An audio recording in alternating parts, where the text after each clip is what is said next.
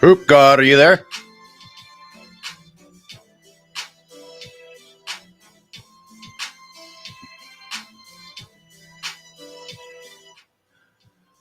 Can you talk again? Oh yeah, I have my bad. I have my mic muted, man. How you doing, man? I'm good. How are you? Man, I can't complain. It feels like it's been a minute. Yeah, it has. I guess since Dark took his hiatus, I was like, hadn't talked to the guys in a while. Hey, just to warn you, I went ahead and went live. We're already live. Okay, cool deal. Just reward some of these people that tune in early. Yes, sir. So what's going on your end? Hey, football's back, so Yep. always loving that. That I don't know if you caught last night's game, but that was a real thriller, man. I was impressed. Just seeing how Mahomes and Lamar Jackson were able to go down there and navigate their teams down the field. But I'm noticing they're putting Mahomes in that class with another guy by the name of Michael Jeffrey Jordan. I heard the commentators saying that. They said he brings that Michael Jordan, Tom Brady, that competitiveness, intensity. And I noticed, I said, wow. So now you have Michael Jordan transcending the NFL, yet they're not mentioning this other guy who's over here begging and pleading to be in that category. I just say it's amazing how they can manipulate certain people, but the people who know better, you can't. Hey, they're trying though. They put out a LeBron James commercial talking about him playing football during football season. They won't stop. They keep trying to put him in our minds. Yeah. Well, what do you think of that? And I mean, Mahomes is great. I can't really say much bad about him, but they've also been saying this for a while. It started early. They don't make guys wait very long to start trying to hold them up there. No, they don't. But I look at it two ways. I think it's a double-edged sword. You talk the guy up, hoping that he can live up to the expectations, right? And I see that with Mahomes. Prime example. When he won that second Super Bowl, they were saying that he was the Steph Curry of the NFL, which I was like, you know what? That's not a bad comparison. Just seeing how Curry can just take over a game with his style of play and how it's a copycat league. Everybody wants to emulate it. I'm looking at Mahomes the same way. It's kind of like they're looking for that next Mahomes type player. He can play in the pocket, but he can also, when the play breaks down, he can make something happen. Okay, cool. He wins another championship. Now we're starting to hear the Michael Jordan comparisons. Now, when I look at Mahomes, I believe it because when I'm seeing him out there playing, I think it was the Super Bowl run when they played the Eagles, and he was dealing with the ankle, and that's where it started. They said, "Oh, this is reminiscent of Michael Jordan's flu game. He's going out there and he's going to will his team to victory." And I'm saying, okay, you putting the pressure on this guy. Can he live up to it? And he did. And I'm like, okay, now.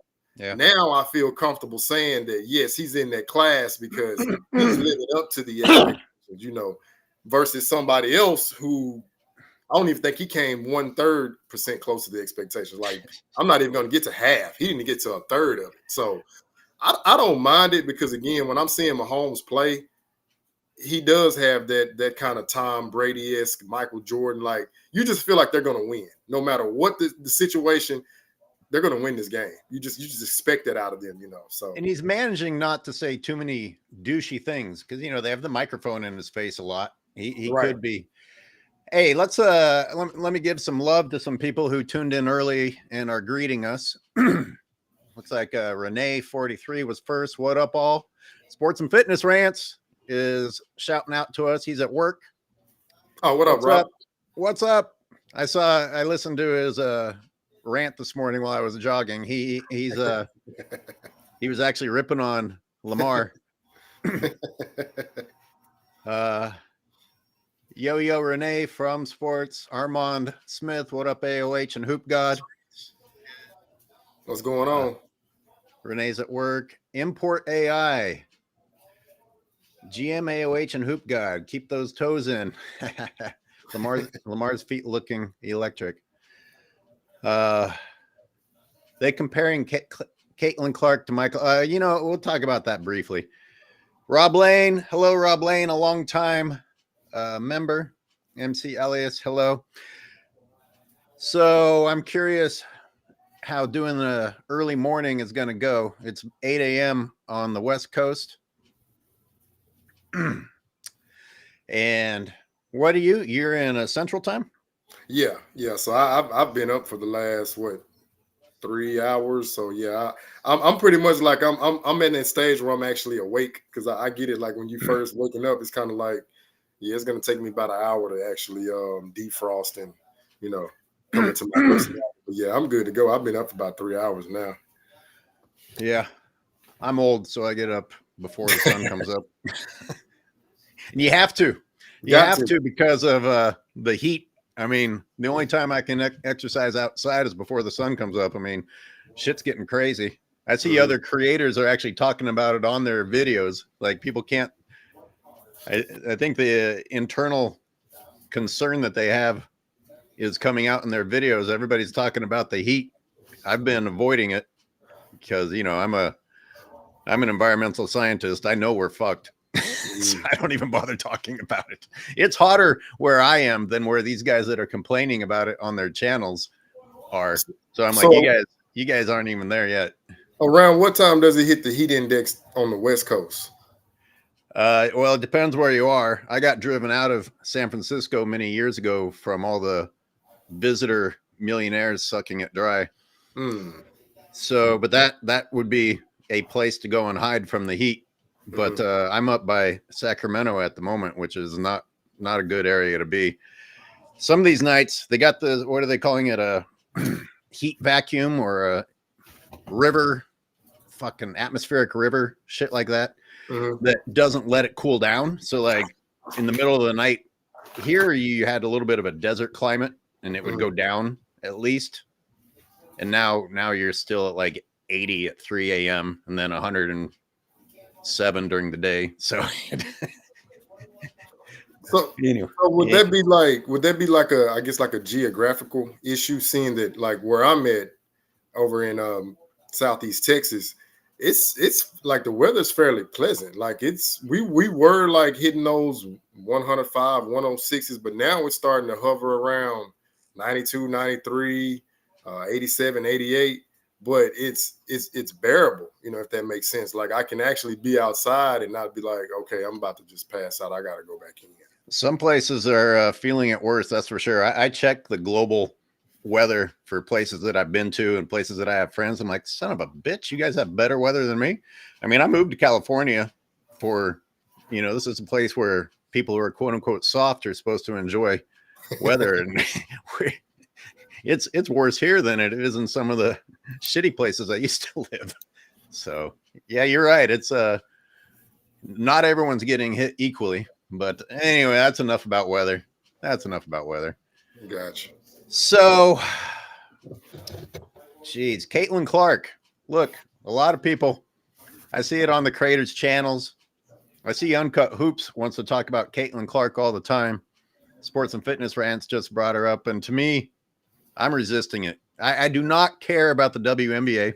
I do not care about women's basketball. And they've got all this race baiting going on with the Caitlyn Clark and Cheryl Swoops and Reese and all that. I feel like they're just trying to trick us into being interested the way you get interested in a soap opera or something. But I don't know. If you got anything interesting to say about Caitlyn Clark and all that drama? Yeah, actually, me and Steam Engine, shout out to Steam Engine, we were having a discussion about that the other day, and I told him, I said, he's supposed to be on here, by the way, but he's probably.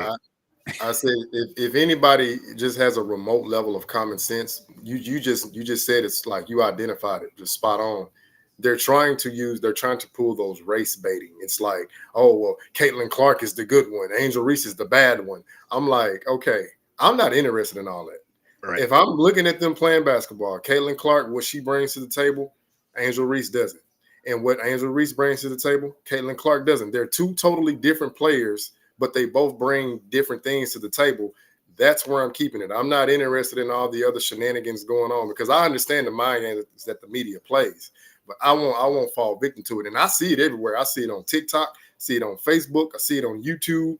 any social media platform, I see it, and it's like, why do we have to have the unnecessary nonsense? Like, can we just let them both be great basketball players? Whoever wins the rookie of the year, shout out to them. Just leave it at that. We don't need it. Oh, well, they only did this because she did. So I'm like, bruh, stop with this. Like, that's what turns me away from the mainstream media. Just all of these mind games and propaganda that they want to just push out here onto the people. And then, like you said, you have the ones who just soak it all up. And now they're out here just having a conversation that's fruitless. It's baseless. I mean, at the end of the day, they're basketball players. I guess part of it is that you got like, 30 sports talk shows trying to come up with material every single day, which we don't need. But obviously there's a market for it. So, yeah, man. Look, there's a lot of sports out there to watch. It's football season. I very big part of me wants to not talk about basketball at all and just enjoy football for a little bit. Yeah. So, anyone who says, oh, you should be supporting women's sports. Hey, man, there's a lot of sports for me to watch. Don't tell me what to watch. I'm trying to balance it. If I don't want to watch women's basketball, I'm not fucking going to. You're right. I'm not mad at it. I mean, hey, I see they're starting to get that media promotion and the notoriety. So that's cool. Like I said, I would just rather watch it without all the other hidden agendas at play. But with that being said, yes, my team in the background, but I'm a rational fan. So if we lose, you're not going to hear me make excuses. No, I'm not a fan of Dak Prescott. No, I don't have any expectations. So there you have it. Because I already know I'm going to get people asking, oh, no, I'm not that Cowboy fan. I'm not going to come out here saying the referees were bought and paid for it. Dak Prescott is not the guy for us. But that's who we have right now. So I see Dart is chiming in here. Dart, what's going on? What's up, Dart? Asking me if the heat's drying out my hair. He's always got to talk about my hair. Yeah, man. When I'm in Hawaii and Florida, I look real good. Yeah, I haven't got to Hawaii yet. That's my one of the next places I want to get to off the bucket list. Oh, well. Yeah, you should for sure. Let's see. You know what I'm going to read? Well, let's read a couple of the topics that I was going to go over today. And by the way, everybody, this is not limited to my topics. This is a catch up. I'm going to read some members and some super thanks, show some appreciation. This is an appreciation show. And also just for me to be able to rant a little bit. I'm going to talk about this weird thing where players just keep staying quiet. People mention it in the comments all the time. They're like, we can see everything that you're talking about in the play breakdown, but why isn't anyone mad about it? Why aren't any of the other players sick of it? Why aren't people tired of LeBron getting all this praise while he's actually hurting people? Yeah, we will get to that. I'm going to talk a little bit about Dwight Howard saying that Rob Pelinka broke up the 2020 team. Oh, man. We'll get there. We'll get there. That's a good one. That's going to be a good one. I'm going to just read a couple of comments from some people. God, I didn't prepare very well. I didn't write a lot of things down. But I'm sure you'll bring some comments. And I'm sure that not Richard Jefferson is probably high and hungover. So he may join us at some point in time. Haven't watched live lingerie basketball in a while. What are you talking about, Dart? Is that a thing? I know they had a football league. I didn't know they had a basketball league. That's a new one. They have a lingerie football league? Yeah, it's called the Legends Football League. That's what they call it, if I'm not mistaken. See, I'm not aware of that because I'm classier than you people. I don't like to exploit women in that way. I'll put it this way. I'm not the one to put it out there, but hey, I'm not against watching it. So let me read some super thanks. A little love to some people. By the way, guys, throughout the show, if you want to send some super thanks and you want to send some to my panel, make sure you write it. Say, hey, this is for Hoops God. Richard Jefferson. Anyone else? Jimmy James C gave a $4.99. What do you mean LeBron is dumb? This is from something I put out a while back. He can vividly recall all of his 6 turnovers from the game he just played. Haha. Are you sure? I think he can block it out pretty well. Are these Hong Kong dollars? 100 HKD. Hugely impressed by your analysis of the games and information and rumors. By the way, you guys know about Dreamers Pro, right? I do know about Dreamers Pro. Please don't compliment me. I really don't, I don't accept praise very well. Or whatever LeBron said, who has no problem praising himself, but he's uncomfortable with other people praising him. Tony Paul, Australian dollars, $14.99. Brother AOH, MJ was the perfect superhero model to strive to be. Hard work, focus, excellence. LeBottom is the opposite model. Question. AOH, do you think that's on purpose? What? Being the opposite? What do you think he means, Hoop God? I would need him to clarify that, but I'm gonna just go ahead and go out on a branch and say that the complete opposite. By him taking his talents to South Beach, clearly he realized that he could not take that Michael Jordan approach. So he was looking for a way to circumvent the process. It's like he wants the same glory, but he doesn't want to put in the same work. Right. You're never going to get that same praise that he claims that he does not want. Like, no, they're not going to look at you in that light because, again, you didn't take the same path. So when he says the complete opposite, I mean, it's the mentality. We know Michael Jordan, he by his own words, I never lost a game. I just ran out of time. Well, we know what LeBron's motto is. I didn't have enough help. I'm too young. I'm too old.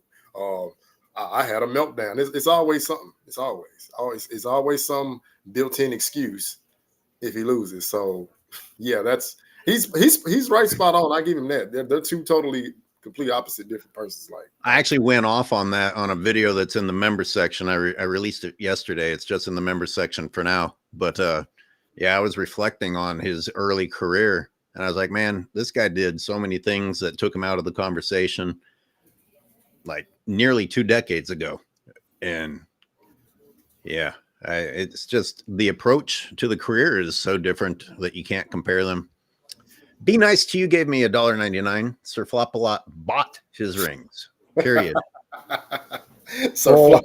Yeah. Full Venom jacket. Canadian dollars, $5. I recall Katie's 2 daggers in game 3. Oh, I read these on the last live. But thank you, Full Venom. And I don't know why these aren't showing up there. Let's so here's some comments from that one I did yesterday that's in the members section. I looked this article up, AOH. I read an article from a journalist in Cleveland who came up with Quitness Day. Everyone is supposed to remember LeBron's quitting on Cleveland.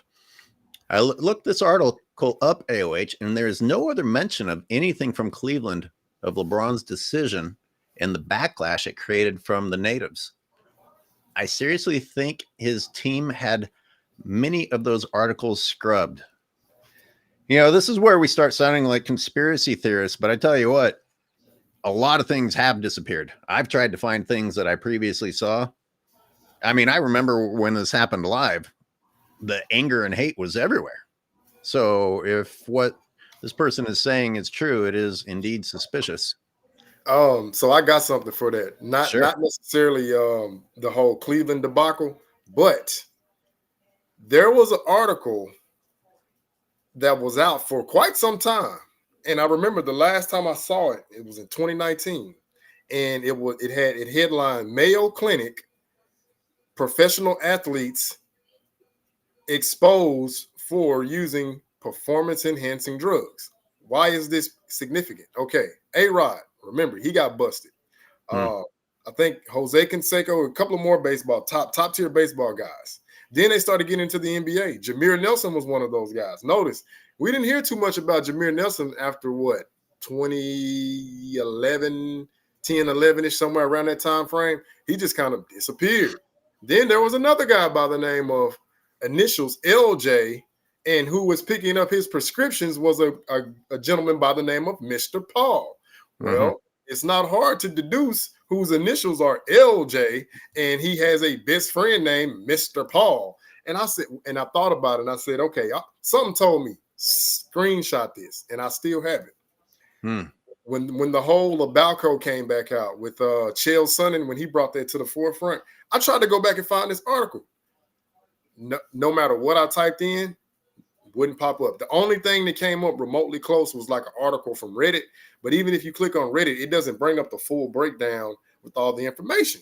So I got to thinking like, oh, wow, he got his team to scrub this because this was some damaging evidence. It has his name in there. It has Rich Paul, it has Jameer Nelson. And I said, you know what? I'm glad I screenshotted the one that I have. Now, like you said, a whole conspiracy theory. But if we have an article here that can no longer be found, I don't think that's a theory to be conspired upon. That has some truth. So I just wanted to put that out there. Well, they've improved on this. They're doing it in real time now. If there's a play that, seeing it live looks like, oh my God, that was a terrible call. 9 times out of 10, you don't get a replay on it. If it's making LeBron possibly look bad. All right, let's welcome in not Richard Jefferson, who has changed his name again. He is NRG, aka Steam Engine. You're abandoning. Your audio isn't working. Can you hear me? There you go. Oh, okay. It's because I wasn't talking. You didn't give me an opportunity to chime in. And you are muted. You know what I mean? That is enough of that.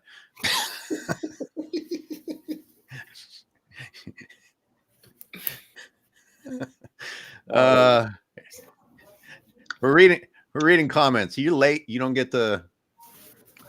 No. At George Bryce is a member. Any man who has a 3-year meltdown. This is also on the video I put in the members section yesterday, remembering Quitness Day in Cleveland. Any man who has a 3-year meltdown. First, he quit on the Cavaliers against Orlando in 2009. Man, I got to get to that one. You know what's interesting? I've been finding are Stephen A. Smith and Skip Bayless going back and forth at each other from back then, and those conversations are really revealing. Yeah.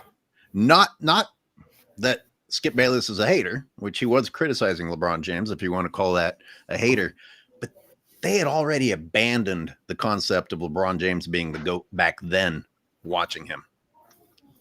Anyway, that's a whole nother thing to go down. But man, I've downloaded all of those. It's going to be a whole series just listening to those guys talk about the reality of LeBron. All right, Speem, you want to catch us up? What's going on in your world? Not much. I'm actually glad Hoop God's here because I was gonna let everybody know we're working on an episode kind of geared more towards the WNBA, and it's bullshit going on that I try not to give too much energy to, but a lot like you were saying. How are you going to say you're not going to give energy to it when you're going to dedicate a show to it? There's the cutting me off again. Is that not a legitimate question? To get past. No, well, I just woke up, bro. Give me a break. Why? You're not on no. Why are you just waking up? So here's the thing. No, here's the thing. Like this man, kids. No. I've been up since like 7. There's some truth in some of what I said. No, it's like you were saying in one of your previous videos, it's breaching over into just like society. And when I was talking to Hoop God, I think it was like yesterday or the day before, there's like such a racial component to what's taking place that it's outside of basketball. The idea was actually AOH kind of piggybacked off, like I said, one of your previous videos about how LeBron's antics and today's players' antics are crossing over into just how human beings engage with each other. And I'm seeing a lot of that with the WNBA and how just like it's not really about basketball, but nobody's really speaking on that. So we were gonna put together a show kind of along those lines, less about basketball and more just about like, we're kind of screwed, like as a people, just in general. Oh yeah. Oh yeah. Okay, because so far, all right, yeah, I've been up since like, damn it, I didn't think people would believe that. I've been up since like 7. I have a 5-year-old. I work hard working black, half black man.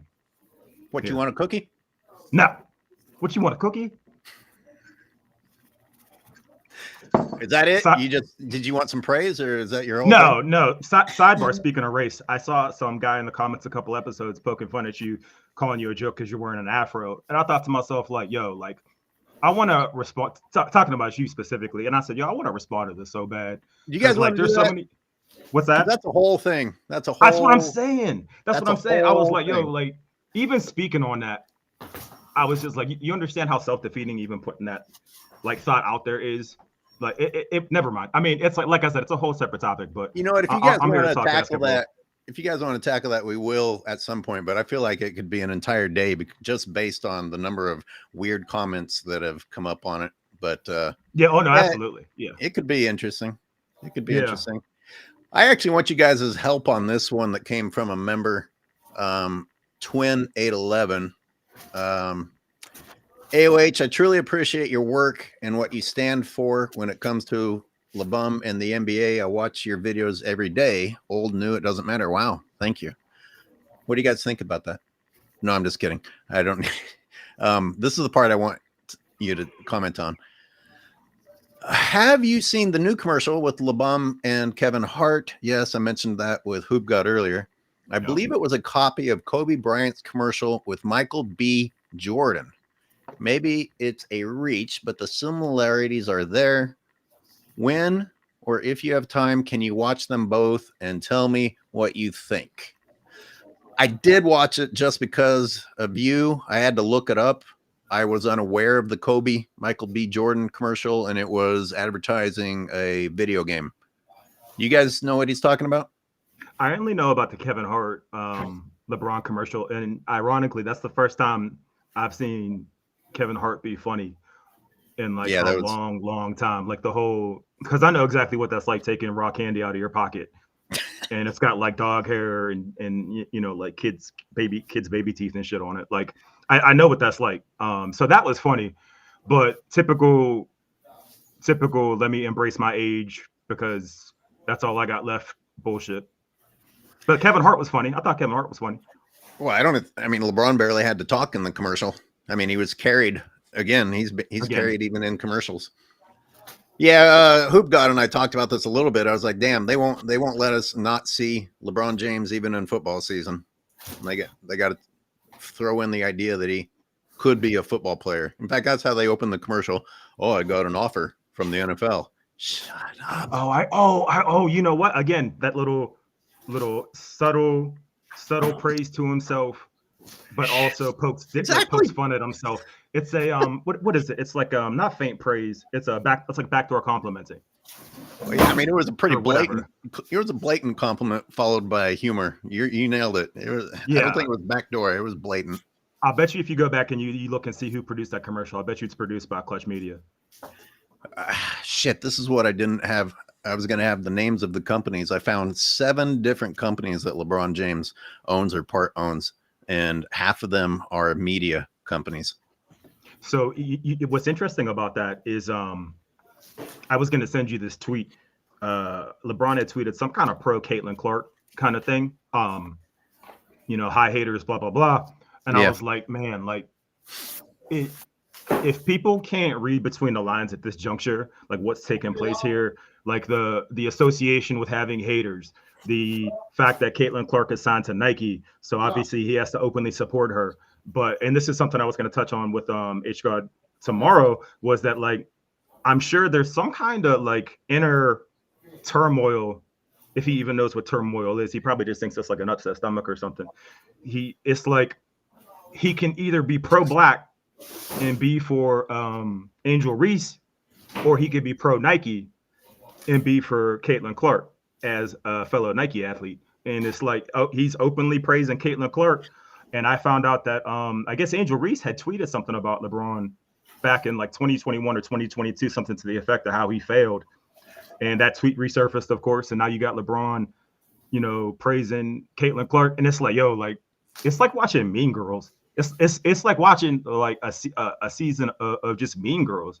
Like LeBron he's got a burn book. Well, no, he can't read. He has a burn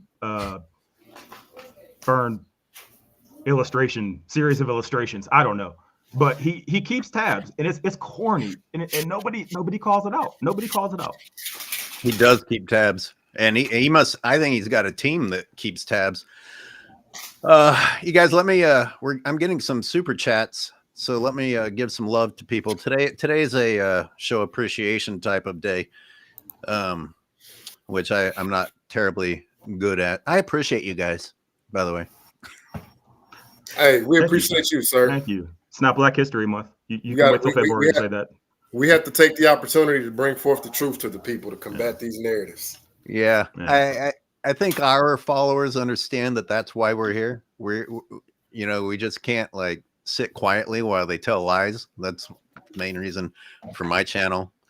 Let me read none of the above with a $4.99. Thanks. AOH, will you review the early games I sent regarding LBJ's return to Cleveland and he lost most of his athleticism? To me, that's damning evidence. I will, yes.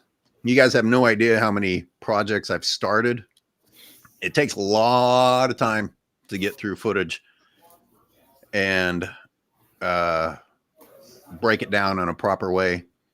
But and my God, 21 years, that's a lot of games and a lot of context to go through. So yes, I am not doing it. And this kind of goes to what Hoop God and I started the show talking about. They just won't stop throwing content at us. They won't stop saying stupid stuff. They won't stop creating drama. And half the time, this channel could be based on just being mad at the talk show hosts. I wouldn't even have to talk about the athletes. That's how bad things have gotten. Okay, since you mentioned my hair, the Sentinels football channel says ?Afro. I just thought AOH was Jewish like myself. Oh, thank God he said like myself. Therefore, I'm allowed to read that. Well, so funny story. I happen to be a biracial Jewish person myself. So you have plenty of permissions here, sir. Between myself and Hoop God, you've got like 9 or 10 groups covered. That you're in a safe space to say what you want until Martin Luther King Jr. Day. Because you've granted me the permission.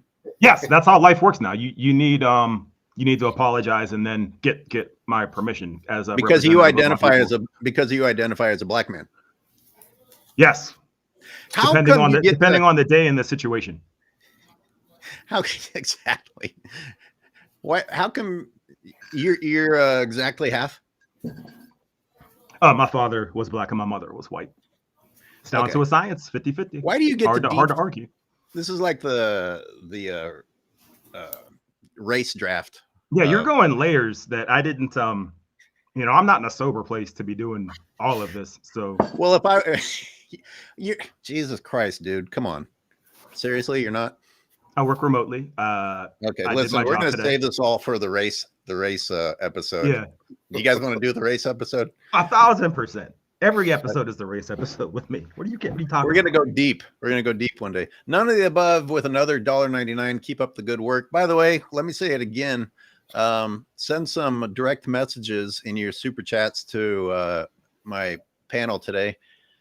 Make sure you clarify. The Sandman Morrison gave a $10 super chat. Thank you very much. What I do not understand is why do the NBA Hall of Fame players not getting any compensation from Clutch, giving any support to their narratives?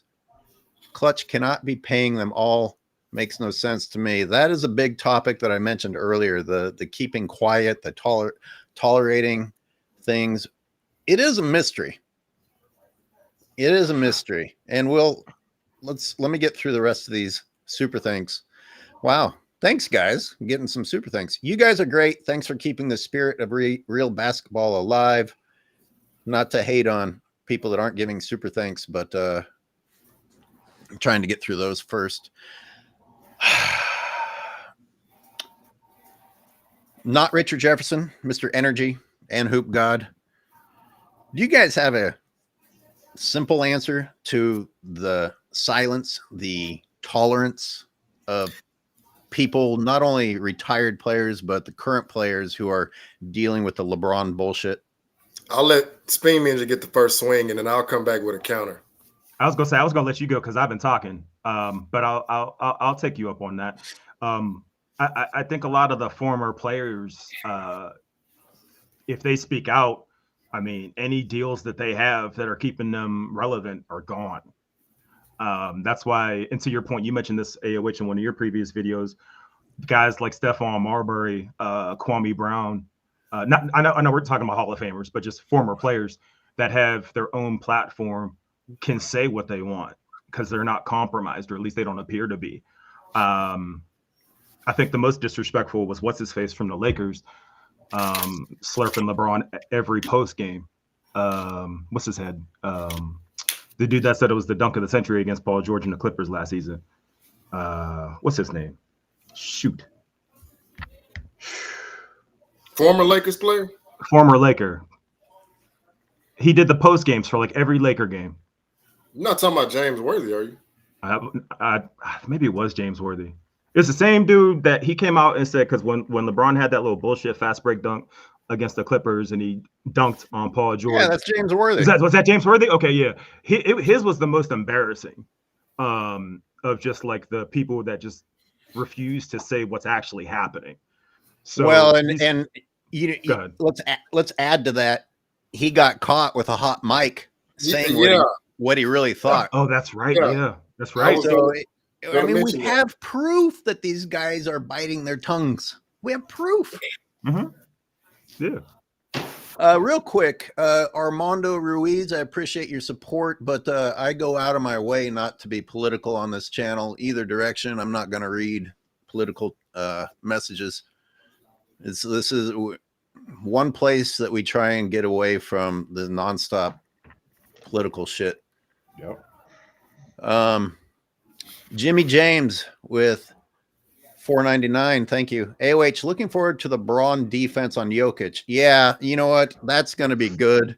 I'm going to absolutely destroy these LeBron fans that think that, I don't know if you guys watched any of my videos, but the thing that a lot of LeBron fans are saying, and mind you, they're doing this on shorts. I have a 60-second video breaking down one play, and they're like, I see that you left out LeBron's defense on Jokic. I'm like, it's a 60-second video, you idiots. About I'm sorry that I didn't make it about what you wanted. But by the way, it's all BS.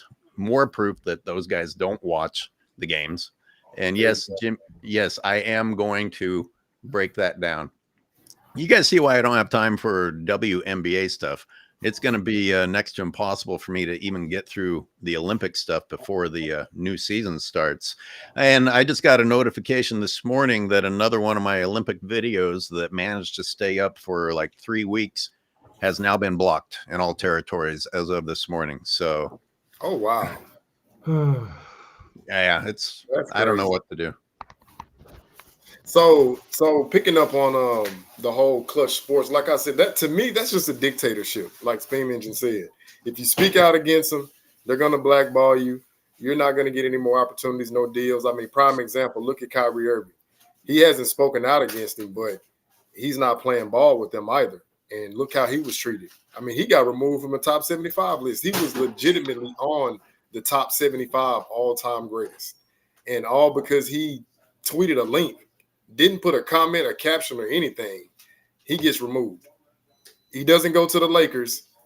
He doesn't get picked up with Team USA because I'm sorry, like you're not going to convince me that Tyrese Halliburton is a better fit for Team USA over Kyrie. I just said wow.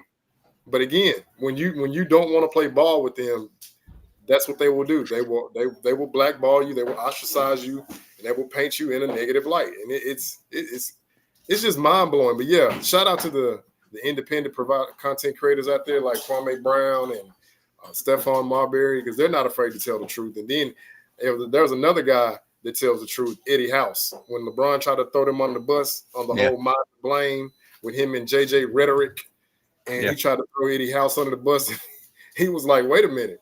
I wasn't the guy out there in the fourth quarter, so how can it be my fault? You know, and I'm like, thank you. Yeah, and now he's a hater. How dare you? Isn't it amazing that if anyone has the nerve to counter some dumb crap that LeBron said, they're the haters, but LeBron's the one who literally opened up the conversation by being disrespectful, and he's not a hater. My point exactly. I'm like, wow. But I always ask when they say hater, right? I'm like, what is Clutch Sports doing? Every time you turn around, there's something about Michael Jordan. Are they haters? I never get a response. Hey, babe, I'm live right now. Can I call you back? That's not a real phone call. See, that's pimp stuff. That ain't no real phone call. Nah. See, let me see your screen. I don't know if she wants to be revealed. I tell you what, I should save this for the race episode. My girlfriend's Filipino, and she says shit that would get a white person put in jail because she just doesn't understand. You can't say some things. Damn, you made Hoop God go away that quick. See, threatening information. It is. What was I gonna say? You guys remember that they actually had Damon Jones calling Heat games, doing post games for the Heat after he broke up with LeBron? No. I don't know if you guys remember that. Damon Jones was doing post game. But that was the dude, right? He played for the he was like a LeBron teammate for like 8 years, I think, with Cleveland and Miami. He played with him on the Cavs, but I want to say he started out in Miami. But when was he calling the post game? Like, what time frame was it? He was like, so it was like after he retired, he was like an assistant coach with the Cavs, I think.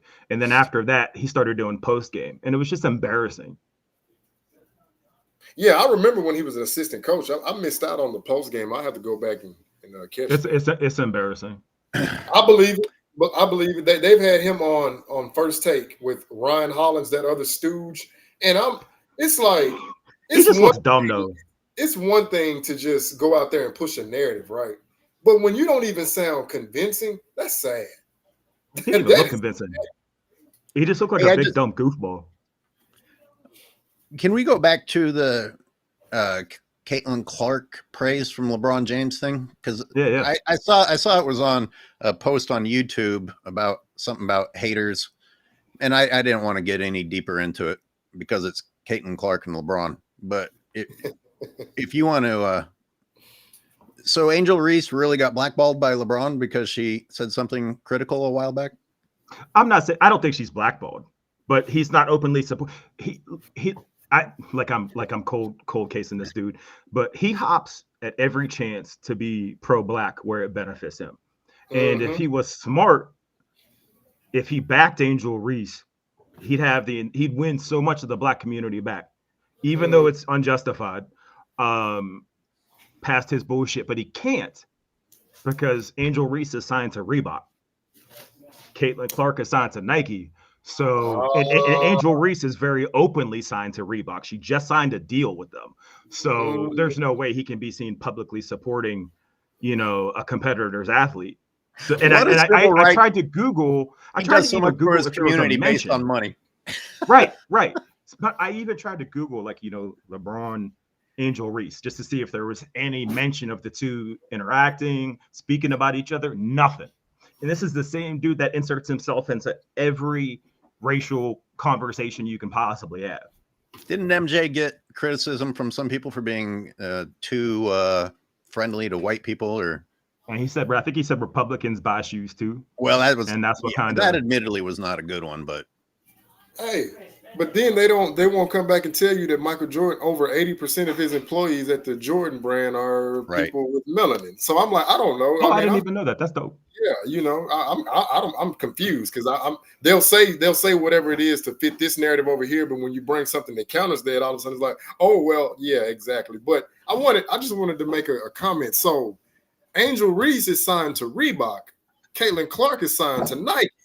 Yep. So wait a minute. Yeah, help me out here. Is this not a inverse situation similar to the whole thing in China?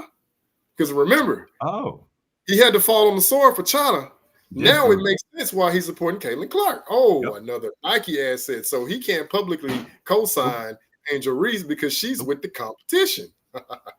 I'll bet if you go back and research all the athletes he's publicly endorsed, I'll bet you there's 98% of them are assigned to either Clutch, Nike, or Spring Hill Entertainment, or they work at Blaze Pizza.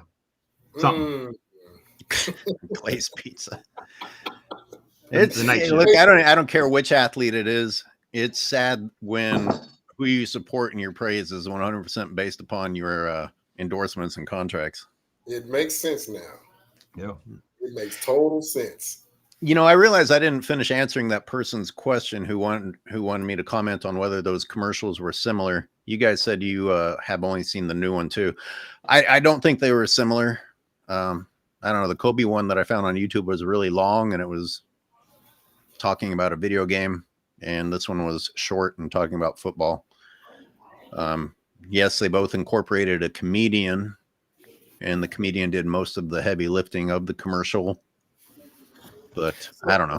Wait, AOH. So is this similar to the Michael Jordan and Spike Lee, but he's playing Mars? That whole dynamic is that what it's trying to emulate? I hope not.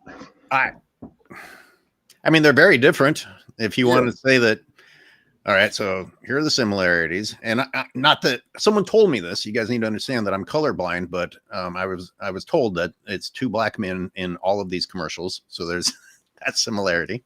I don't think that that's what we're talking about, though. Spike Lee's not known as a comedian. He's a film director. So great fucking director. So I guess that's different. The other two were, well, I don't know. What do you call Michael B. Jordan? I guess he's a actor. An actor. Yeah, he's great actor, by the way. Well, all right.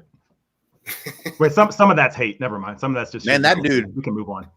That guy put on some fucking muscle from the time that commercial was made to now. Jesus Christ. Him and Jonathan Majors like put work in to get to where they were for Creed 3. Yeah, I'm sorry, whoever that was. It wasn't. I don't see the similarities that much, other than bringing in a celebrity next to an athlete. Well, I'll tell you. I mean, LeBron James should not be on TV, but so here's.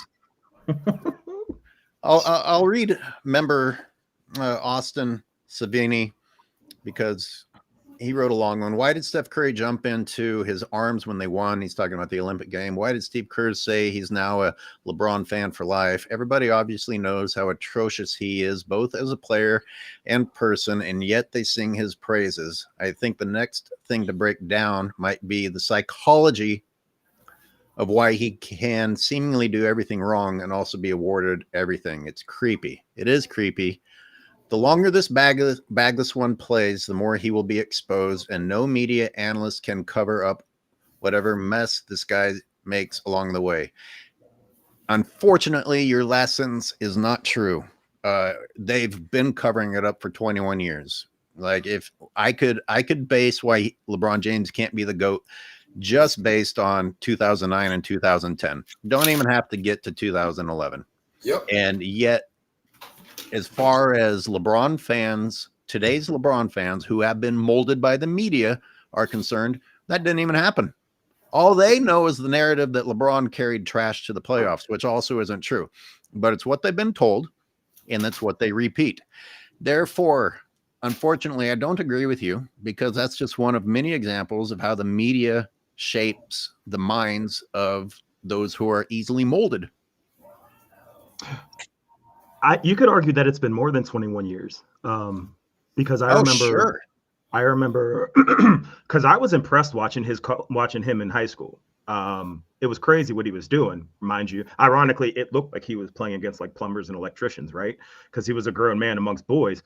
But I still remember his mom out of nowhere getting a brand new Hummer, even though the family was broke. I still remember LeBron getting a series of throwbacks back when Mitchell and Ness was huge, and those jerseys were going for $500 or $600 a piece, and he just magically came up with all these jerseys. And in any other instance, that's illegal. If you've seen the documentary called He Got Game, and yes, it is a documentary, you would know that, like, speaking of Spike Lee, that like that shit can't, or Blue Chips actually, that shit can't happen. It's not supposed to happen, but it happened publicly, and nobody challenged it. Not one person. Or the dunk contest. I'm going to bring this up every time. The dunk contest, the high school dunk contest, when he went against Shannon Brown. Shannon Brown did a 360 from the free throw line and lost. What? And this was like in 2003. Well, I mean, what are we saying? So it's been prior to that. And that's why it's irritating. Because Greg Oden didn't get this fucking treatment. Now, granted, he made of glass, but Greg Oden didn't get that treatment. And he was supposed to be the next big thing. Yep. So I'm looking at the guy that mentioned that Steph Curry jumping into LeBron's arms and Steve Kerr. I'm seeing a little bit of being PC sprinkled in with, see, you have to put on the optics, right? Because you have to understand how are people going to perceive this. So you want to give off this impression that, oh, yeah, I'm all in on the LeBron James train, blah, blah, blah, blah, blah, right? Because I believe deep down inside, Steph Curry has thoroughly outplayed LeBron in enough finals to know this guy's not like that. But you know what? You got to use that Sun Tzu approach, right? When you're in a position of power, appear weak. When you're weak, appear strong. So that's just me. I could be wrong. But I'm looking at it like, okay, Kerr knows LeBron's weaknesses. So does Steph Curry. I don't have to berate him because I understand where he's weak. So let me kind of play mind games back with the media and pretend like, oh, yeah, this guy's so fantastic. He's amazing. That way it does what? It takes all that backlash away from you and onto somebody else. Because I'm like, there's no way that you're going to convince me that just in this whole Olympic run, Steph Curry was the guy that literally saved Team USA. I know that. Y'all know that. Anybody else with common sense knows that. But they already had this MVP predetermined for somebody else. So I'm like, you know what? I see what Curry are doing. They're in a position of power, so we're just going to appear weak. We're going to sing his praises. We're going to say he's amazing because if they meet him in the playoffs again with the right team, it's not going to be pretty. But I could be wrong. Made men. But they're also made men. Like Curry's legacy is set. There's nothing that can change Curry's legacy at this point. Exactly. So he can sing praises to whoever he wants, and it's not going to change anything. Let me read a member comment because you guys might have some interesting thoughts on this. Kudrus Ruskalov says the majority of basketball content creators always say that Jordan fans and LeBron fans are equally toxic. Would love to hear you guys' take on that. You guys go first. I can go on that first. Let me go. Can I start with that? I think it's seen as equally toxic because we live in a time where if you disagree with anything, you're immediately seen as toxic. Right. And the majority of Michael Jordan fans are typically a little bit older. I myself just turned 39. So there's like a age thing there, right? And I'm damn near 40. I'm not emotionally attaching myself to these conversations. Like, yeah, I'm bald for a reason, right? Like life stresses me out enough. I'm not going to stress myself out over some shit about people that don't even know I exist until we make it big enough. And then I'm arguing with them face to face. Then I'll start stressing about it. But until then, it's like, yo, I just like pointing out people being hypocrites and not taking accountability for like saying things. And then when proof is offered as to why it's incorrect, they just immediately go to, well, don't count that man's pockets. Don't dick ride. Don't slurp. Don't be a hater, essentially, to summarize all that. So to piggyback off of what Spinman was saying, in which I agree. But let's be honest. I'm old enough, and I'm just a year like after you. I came in '86. Now, when I was watching sports from the mid '90s up into the 2000s, I never heard a term hate. I never heard a term toxic. Why is that? Because at that time frame, the whole sports talk, right? It was a more masculine frequency. You know, men could talk like men, and nobody would get sensitive. But from 03 to now, you know, we've got this new inbreed of sensitive fans. See, and then when you bring the truth to the matter, they get so sensitive that they allow their emotions to lead their responses. And that's what, in a sense, brings out this toxicity. Now, much like Speem said, I have no emotional attachments to anybody because I don't consider myself a fan of another man.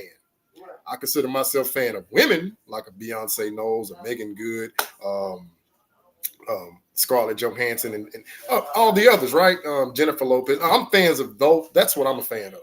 I appreciate the art and the substance that they provide. Far as NBA players and the substance, hey, if you're great, salute to you. I appreciate you, but believe me, I am not going to go out here and die on a sword defending you. Now, when we're just talking sports, right? I can identify Michael Jordan and Kobe Bryant are much more superior players to this individual named LeBron James, which is why he keeps trying to chase them and compare himself to them. They establish a standard ultimately that he could not live up to. Now his fans want to do what? They want to change the standard. They want to alter the standard. Well, that's not how it works. No, if you set out to catch these guys, we're not going to now move the goalpost to empty stats and these made-up awards to try to put yourself in that category, which is what me and AOH was talking about earlier. I'm hearing NFL commentators like continuously bring up Michael Jordan, Kobe. I'm hearing NFL players saying, hey, I'm going out there like MJ. I'm going out there with the Mamba mentality. Nobody aspires to be like LeBron except for his fans, which is a very small group of people. Not even his kids. They want him to be seen in that light, and he's just not of that. He's not cut from that cloth. And when we put that information out there, that's why we get deemed haters. But it's like, no, he did not live up to it. Once he took his talents to South Beach, you're removed from that conversation. Those two individuals didn't have to do it, even if you want to take it back to Bill Russell, because I'm highly on him too. But no, you could not live up to that standard. Now we have to put you below them. Now you can be the greatest of that lower tier, but you can't be up there in the upper echelon. I'm sorry. He just can't be. No matter how much they want to kick, scream, holler, and throw in temper tantrums, I don't care. Losing 6 finals, that's more than Michael Jordan, Kobe Bryant, John Havlicek, Robert Horry, and Scottie Pippen combined. Hey, before you hop in, can I just real quick, Hoop God, you forgot to mention to appreciate the art of Taylor Rooks. Taylor Rooks. Forgot about her. I'm sorry. You forgot about and Taylor like Swift. That should have been the first person Taylor Rooks should have been the first person you mentioned, and then just kind of like deaded it after that. Tag her in this if somebody can. You mentioned the masculinity. I don't, maybe that's the right term, but just, not being afraid to be honest with each other and have a conversation where you can go back and forth and not have to worry, amongst other things, about buzzwords. Yep. Society has taught people to be sensitive. I mean, it's chicken or the egg, who is it, bending over backwards to accommodate people who say, oh, that's offending me. So then these words like haters come up, and you've now taught people that you can use this word hater to shut down a conversation because you were so creative as to say hater. Or, there's diagnosis of every single behavioral problem human beings have now, with a new phrase for it, a new word for it. And now that it can be diagnosed, no one's an asshole anymore. No one's lazy anymore. No one doesn't have the willpower to not eat or engage in lifestyles that they shouldn't be doing. You can blame it on this buzzword that's been provided for you. And you're also not allowed to use other words. And therefore you're kind of handicapped in terms of just being honest. You know who the biggest culprit of all this is that nobody talks about is actually Ben, what's his face? Ben, old Sixers dude. Well, young Sixers dude. Ben Simmons. Ben Simmons playing the mental health card was maybe the most glaring reflection of kind of like society today. But it had to stop. It had to start before that, because otherwise what Ben Simmons did wouldn't have been possible. He would have simply had to go, bye. We don't want to fucking think or talk or look at you anymore. But his was so my pushback to that is, up until that point, maybe James Harden was the only player I'd ever seen hold out like that. But the difference is Ben Simmons did it directly after failing the team and then immediately cited mental health.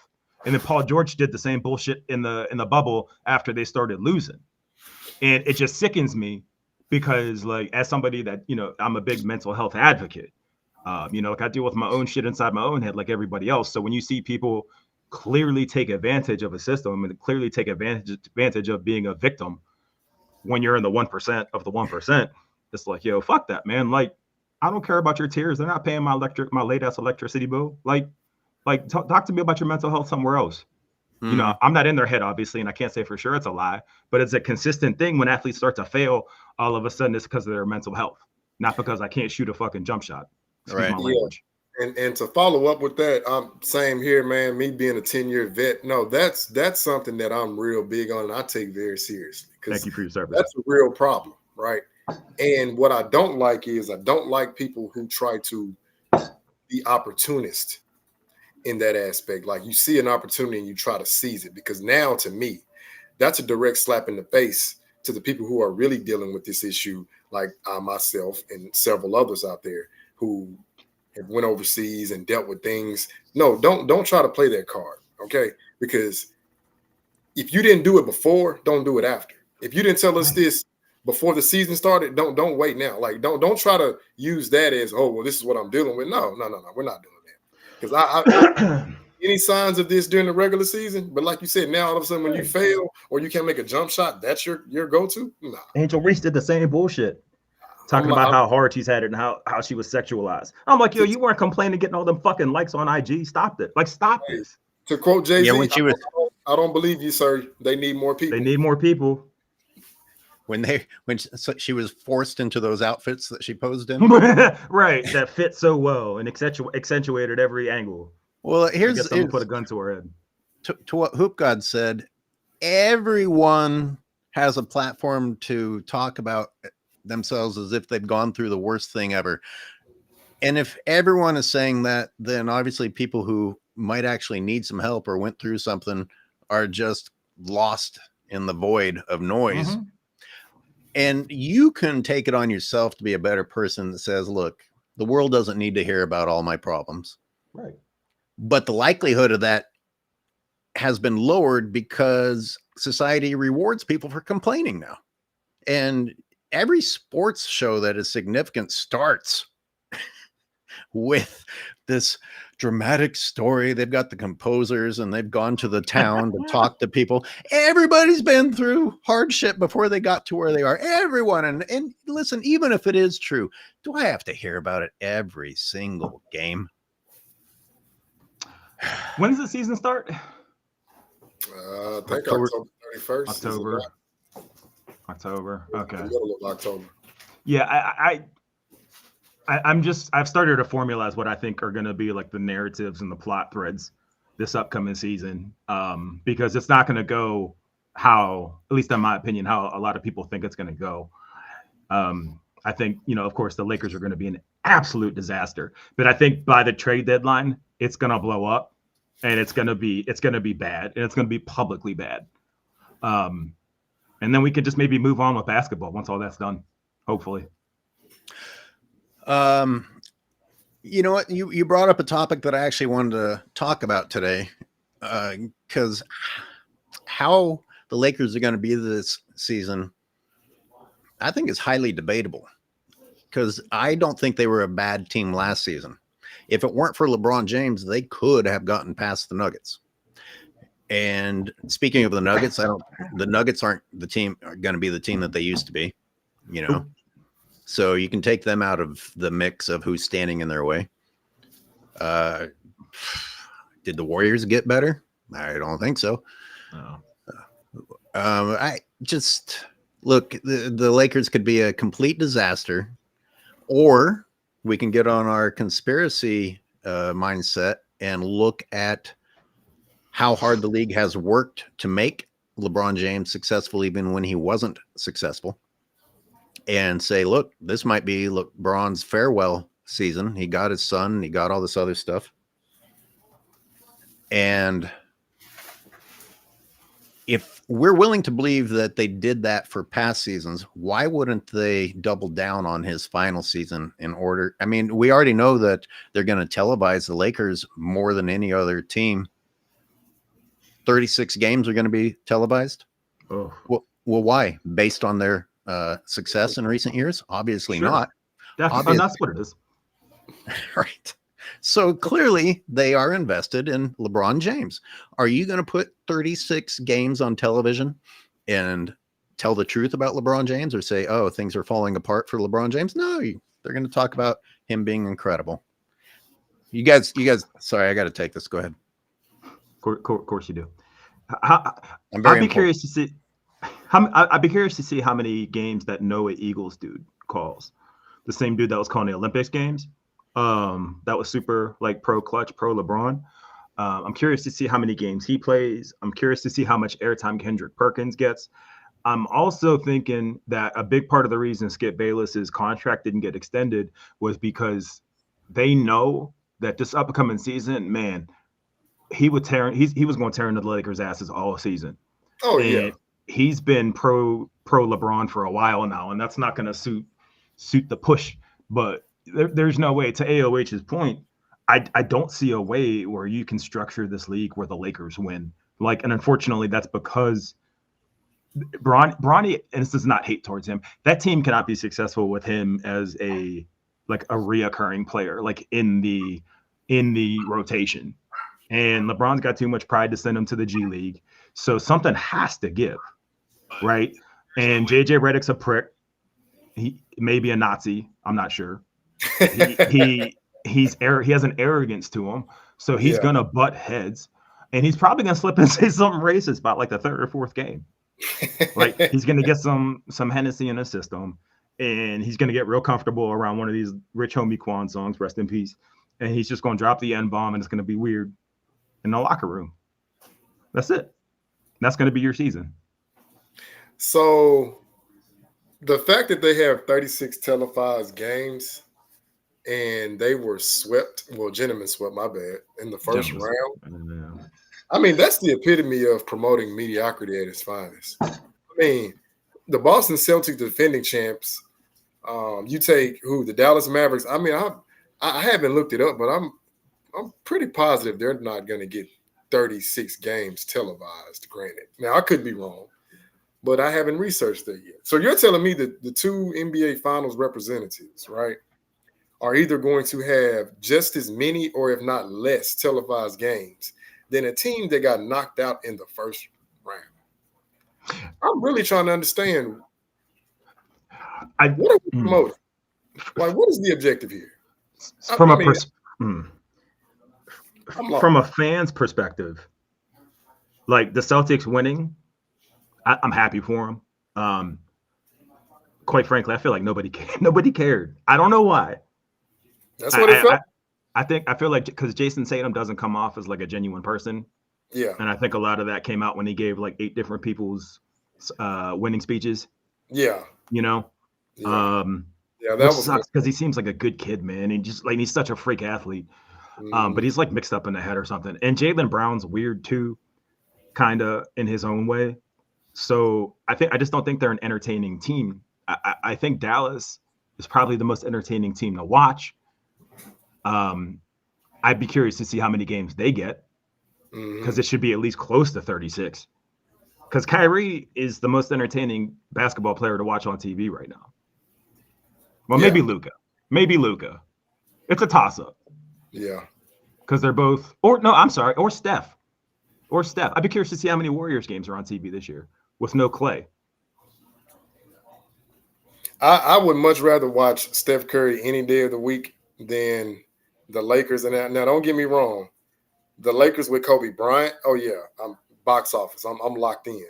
But sure, since Kobe Bryant, his departure and retire, I'm like, there's not been enough buzz for me to want to like, oh, let me catch the Lakers game. Unless they're playing another marquee team like the Warriors or like the Timberwolves or the Nuggets. Then I might pay attention because I just really want to see how this team is going to fare against a contender. So the slept on game, Hoop God, is going to be any Lakers Grizzlies games because those teams still hate each other. Yeah, and whoever Dylan Brooks is playing for at the time, if he's still in the States, he's going to rough up Bronny. And LeBron is going to be put in a position where he either has to defend his son or protect his public image. Yeah. And it's going to be chaos. It's going to be like watching like the Real World versus the Road Rules or something. I'm telling you, bro, it's not basketball anymore. The fact that Bronny was drafted to that team tells you it's not basketball. It's a movie. Yeah. That's all it is.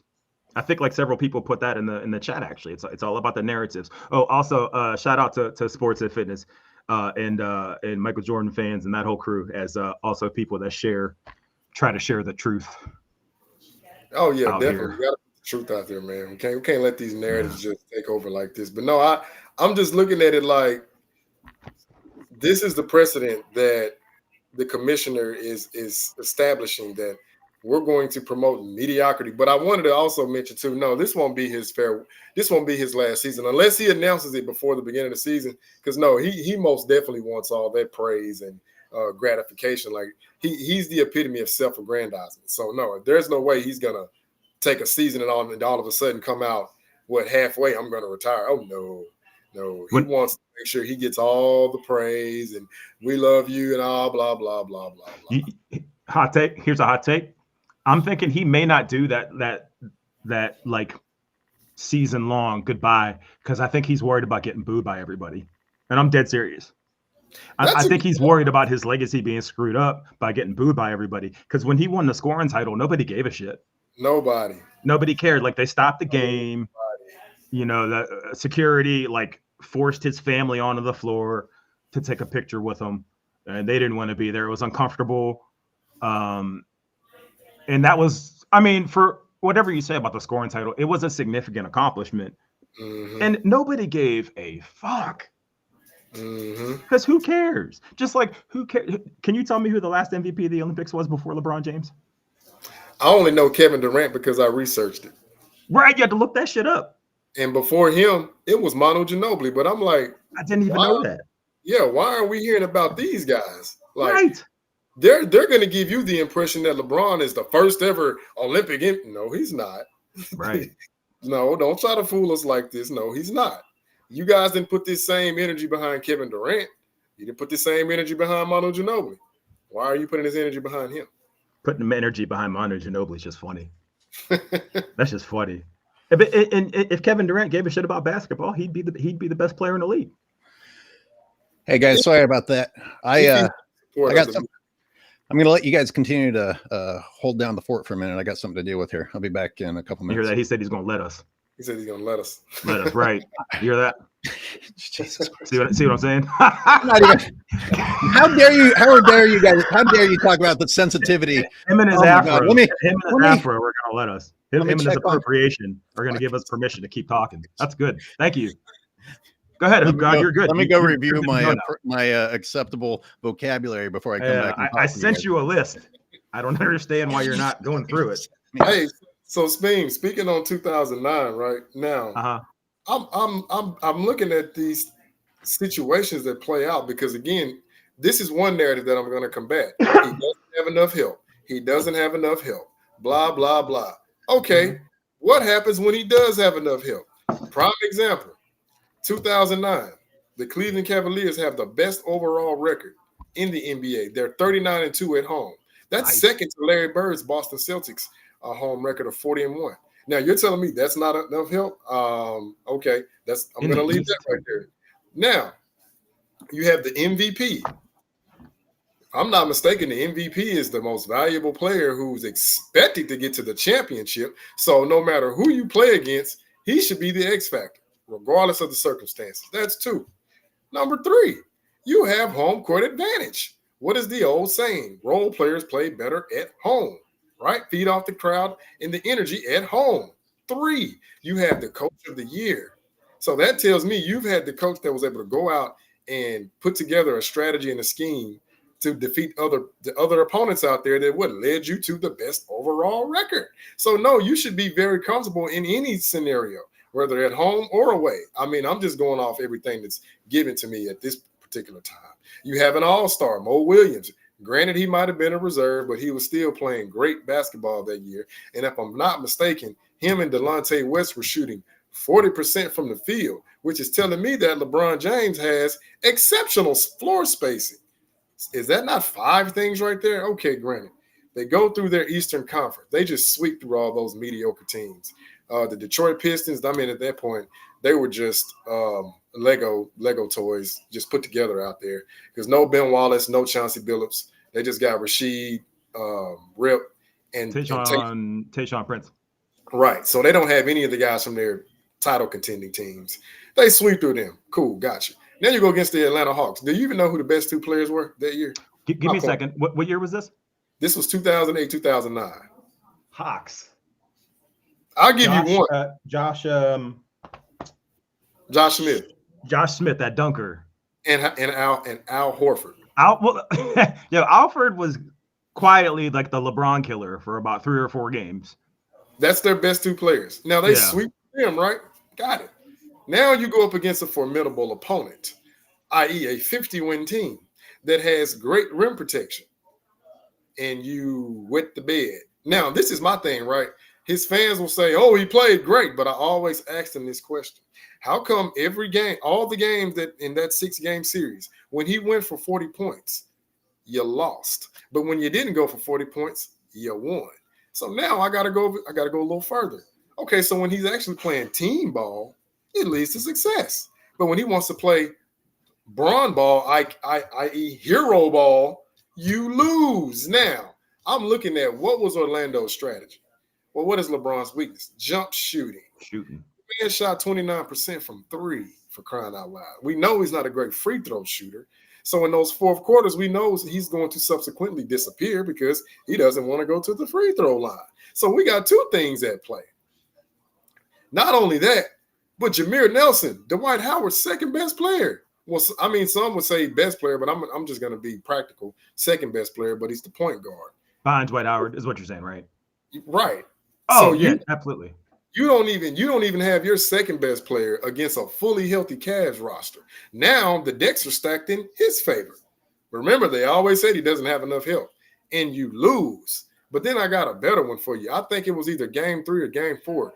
Dwight Howard didn't even play 30 minutes due to foul trouble, and you still lose. How do you have all of these things working for you in your favor, yet you still can't defeat a lower seed team that's also compromised with injuries? But I'll hear, oh, well, they had a matchup and all this. I'm like, no, but you're the MVP. Just your presence alone should be better than two and a half other opponents' best players. You should be able to, that right there, you should be the difference maker. I'm like, so you can't get the job done against a team like that, but we're supposed to say he's up here with Michael Jordan and Kobe Bryant. Who was the Cavs' big man in that series? Big Z. Zydrunas Ilgauskas. So, okay, so I'll bet you if you go back and you look at the stats at that game, because you're saying Dwight Howard was in foul trouble. Dwight Howard was arguably the most athletic specimen on the planet at the time. Yep. You mean to tell me Zydrunas Ilgauskas gave him so much trouble? Zydrunas Ilgauskas, who looks more like me than he does Dwight Howard. Yep. Right. Put Dwight Howard in foul trouble. I'll bet you if you go into that game, LeBron had at least 18 to 20 points in the paint. Oh, yeah. Yeah, I believe it. Yeah. It's just sad. It's just scary. It's just like, what was it, 2 seasons ago? I think it was 2 seasons ago. Yeah, Lakers lost in the first round. In the play-in tournament, I remember Mason Plumlee got in a fight with somebody, and then another big man the Jazz suspended Rudy Gobert. Right before they were getting to play the Lakers, and for no reason other than he got into a fight with the other light-skinned dude. I forget his name. But it was so convenient that took place that the Jazz decided to sit their whole interior defense against a team that plays in the paint in the play-in. And you expect us to believe that, oh, this is on the up and up, that Mason Plumlee and the other big man just happened to get into a fight, and both teams might have played the Lakers in the play-in. Like, come on, man. Like, we're not stupid. No, they want us to be, though. That's the thing. We're not supposed to be able to point out their hidden agenda. We're supposed to just sit back and just accept it.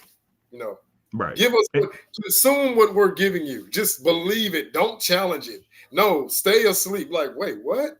No. And speaking of being blackballed, Delonte West supposedly banged his mom, and dude was living on the streets like 6 months later, right? Oh. Dwight Howard beats him in the playoffs, and now Dwight Howard's getting accused of banging transsexuals a couple years later. That's not a coincidence. Like, all these stories leak magically. It's not, and I'll do you one better. You're telling me that Dwight Howard defeats the MVP, prime MVP, who was destined to go to the championship. Wait a minute. You're telling me that accomplishment alone does not grant him top 75 consideration? Top 75, but Anthony Davis is in the top 75. What are we saying? I'm like, wait a minute. What is going on here? I'm like, This is my thing. Dwight Howard and Kyrie Irving are they're like locks for the top 75. I'm sorry. You put their resume up against any of those guys, like I said, outside of who we say is over Dwight Howard. Let me look at the top list. 5 or top 6 centers like Moses, Shaq, Kareem, Wilt. Granted, I'm not going to put them in there, Hakeem, but you're not telling me Dwight Howard is at best is not a top 10 center. I mean, like I said, I'm 10. Maybe outside the top 10. Like I said, I won't put him over Pat Ewing. I won't put him over D-Rob. Ooh, him over Patrick Ewing is interesting. Well, no, that's what I'm saying. I think Patrick Ewing made it, but I'm just looking like, how does Dwight not make it though? Like, I have to know, out of all the centers, you're telling me that one of those guys had a better resume than him to not make it? Like, so Giannis is on the top 75. I think Giannis a power forward though. I think he is. They don't have him listed at center? Okay. Who else we got? But I'm like, you're telling me Dame Lillard can make the top 75 over Kyrie Irving? No. Dame Lillard and Buddy off the Suns and Bradley Beal, Devin Booker, do not get enough quote unquote hate for not doing what they need to do when they need to do it. I agree. Yeah, it's weird. Because I used to be a big fan of like Dame. Like I got a ton of his sneaks and everything, but then he started like subtweeting, talking. In public he would talk about, I want to stay in this city. I want to stay here, loyalty, blah blah blah. But I'm like, bro, you're making $60 million a year. If you want a winner other than CJ McCollum, you got to give up some money. Otherwise, they're just going to keep bringing in fucking mid-level guys. Mason Plumlee. He's always the first person I think of. You know what I mean? Like, mid-level guys. So yeah, you're loyal. That's cool, but you clearly just want to get paid, just like Bradley Beal. Kind of probably just like Paul George. Yeah. Just get paid. And his dad was just in the news talking about the Clippers let him down. I'm like, yo, Paul George is just he's such a mystery to me. Wait, he said the Clippers let him down? Yeah. His dad came out and said that in like a podcast or something like that. I mean, I would have to go back and see how many seasons did he play, at least 70 games. But to say that the Clippers let him down, if anybody, Kawhi Leonard let him down, but I don't think the Clippers did. I think the Clippers gave them everything they needed to be competitive. But, hey, Kawhi, I know one year he had like this freak injury, but I tell them this whole load management, it's detrimental, because how do you build chemistry and cohesion and continuity? You have to be on the floor. And granted, you have to be out there practicing, because you know your teammates' tendencies, you know their strengths, their weaknesses, where they want the ball versus where they don't want the ball. You build all that up through practice. So I can't say the Clippers let Paul George down. No, Kawhi Leonard was the one that reached out and said, hey, come over here with me and we're going to do this. But you're only there half the time. That's not the Clippers' fault. It's Kawhi Leonard's fault. Kawhi's another one that he's a mystery to me, because, like, I don't understand. I'm not in his brain, right? I don't know how his body works. But when he plays, he balls out. He does. And then he sits. And then he sits. And it's like, yeah, I think maybe he knows the Clippers aren't a winner. I mean, if they were in the East, they'd probably sweep, of course. Oh, yeah. But that the Clippers have never been traditionally a contender, even going back to Lob City. Like, yeah, that was entertaining as hell to watch, but Blake Griffin ain't winning no title with Chris Paul and oh man, who's the other guy? You just made me think about something. Do you know they were playing Blake Griffin like they used to play LeBron before he developed the jump shot, which is still it's not consistent to this day. But they were literally playing drop coverage on Blake Griffin like he only got one move, let him shoot. And I'm like, that has to be so demoralizing for a team to say, back off of him, let him shoot. He learned to shoot a little bit, though. He did. Yes, he did learn. That's the difference. Yes, he did. And Mr. LeBron, student of the game, shoots 65% from the free throw line. All right, well, if you're a student of the game and you're getting the high school equivalent of a D at something, you wouldn't tell yourself to improve that? I think you would. Right. Like, so miss me with that. or just the simple act of dribbling a basketball without carrying, right, or traveling, or a consistent jumper, or handle at all. Just any kind of handle, any kind of go-to move. But yeah, I just, I don't know. Like I said, just seeing just seeing how all this is playing out. I mean, I was one of the guys rooting for the Clippers. I wanted to see them try to make some noise, but it just never materialized. And I was visibly disappointed. I am. They had to deal with all that bullshit from their owner too. So I mean, I know that was a lot. And I hate to say it, but Chris Paul, for whatever reason, just, I don't know, man. He's like cursed or something. Now, I mean, he's a dirty player, I think. A lot of people don't talk about that. So maybe there's some karma attached to that. But I think he's such a great point guard, right? Yeah. But his style of play, it's just not, it doesn't win now. Yeah. Well, unless you play like Steph or Kyrie, it's like, that mid-range jumper shit's only going to get you so far, unfortunately. Yeah. Well, I think it's with Chris Paul. He could still be effective with that, but he's going to need at least 2 snipers on the perimeter. And the reason why I say that is because with him playing with Wemby, and they're going to be in that pick and roll, either from the elbow or, even out to the 3-point line. You want to put as much stress and confusion on the defenses as possible. So when you have Wemby setting that pick and Chris Paul with his court vision, right, he can see where the defense is cheating over or wherever they're weak. And if you have a sniper out there, right, then when you come off that screen and they collapse and you can hit that precise pass, I think that would assist him where they would have to play at home, right? And he could get in his rhythm with Wemby and get him going. And then ultimately it's like, okay, as me being the point guard, I'm going to dictate to the defense what's going on. I can either speed the game or slow it down. I can make you overplay on Wemby, and that can get an easier shot, for those snipers out there or for himself, So I think him being in the right situation, like with Phoenix, I think that, to me, if they could have kept that core together, and because they had that defender, Mikal Bridges, that could also give you offense. They had Devin Booker, who could get his own shot, but he could play off ball, seeing that you're playing with Chris Paul. They had DeAndre Ayton, who could hit that 19-footer. And I think they could have just got like one more 3-and-D guy, one more glue guy to just want to come out there and set picks and rebound and get, offensive putbacks.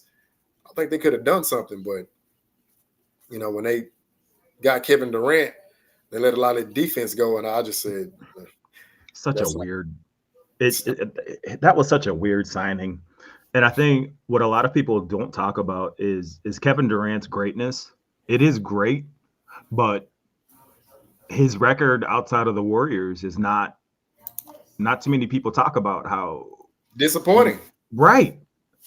And he's like, every tall dude that shoots now kind of does that because of him.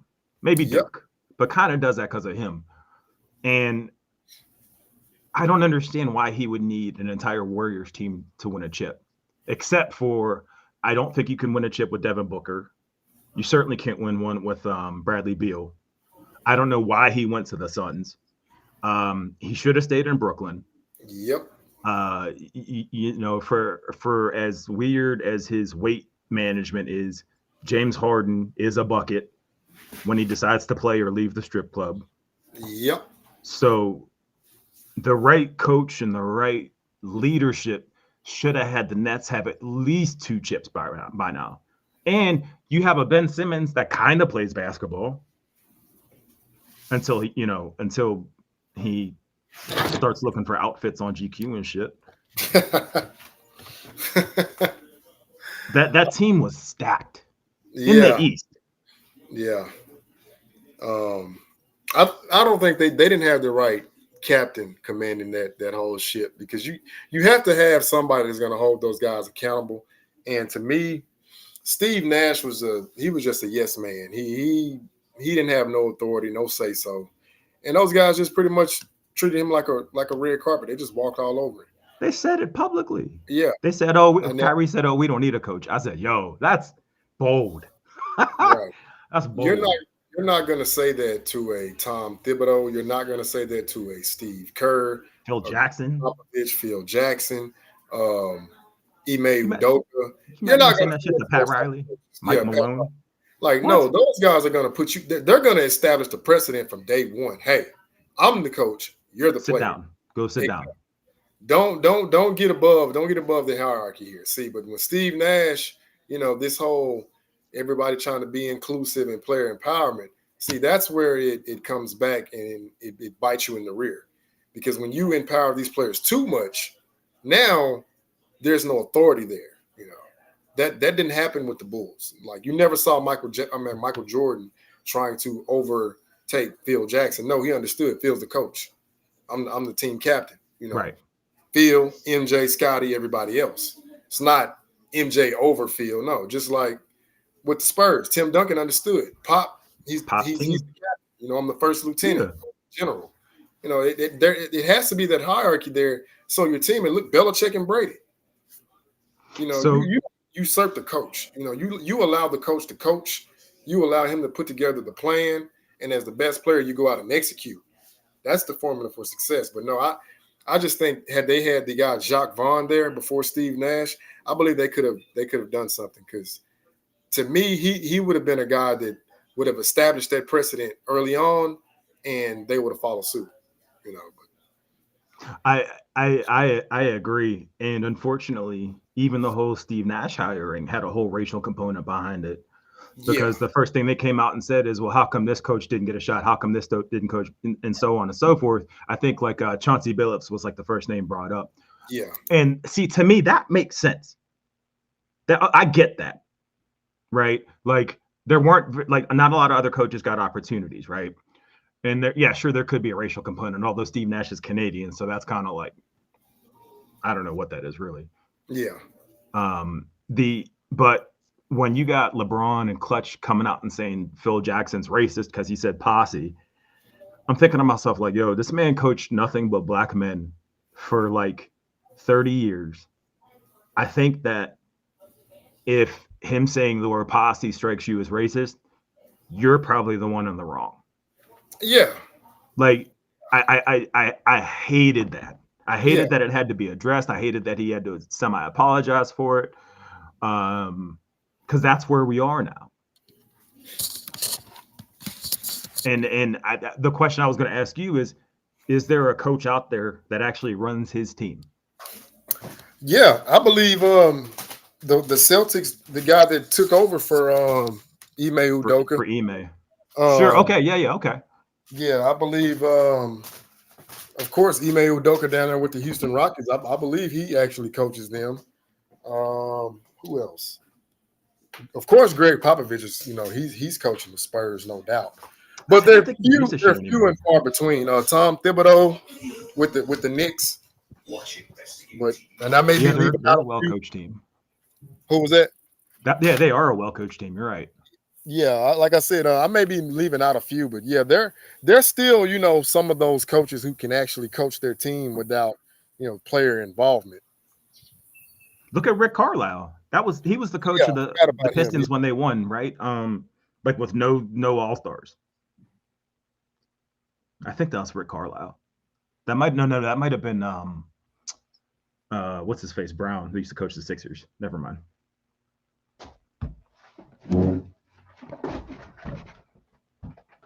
But yeah, it's going to be really interesting to see now that the WNBA is relevant, how all of these storylines and narratives are going to come together, because they will, because we're going to be returning to the conversation about fair compensation and fair wages comparative to, what the league brings in. And you're going to have dummies on both sides that speak, not understanding how contracts work and how percentages work.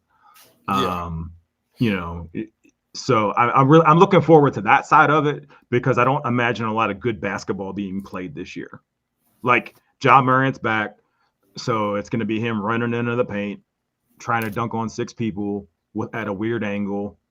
It's going to be the Lakers on TV, even though nobody cares. It's going to be the story about the Warriors and what they can do without Clay. Nobody gives a shit about the Celtics. I'm sorry. Like, they're the champions and nobody cares. Nobody really cares about too many teams in the East. I think Dallas is going to be the hot ticket. I think they're going to be the most entertaining team to watch. I think Luke is going to come back, hopefully, in shape. Hopefully, and kill it, because that's all he has to do, man. If he just gets that body, like I'm talking, but if he just got that body fat percentage down, bro, like what he does to people that are elite all world athletes while looking like a bartender is wild to me. Yep. Yep. He has a Larry Bird-esque body type, but look how he's schooling these guys. It's like not even fair. No. And it's not even. And again, to revert back to Caitlyn Clark, that's why Caitlyn Clark has a lot of fans, is because the kind of basketball she plays is it's watchable. It's entertaining. Yeah. It's not watching a 4-on-1 fast break where somebody.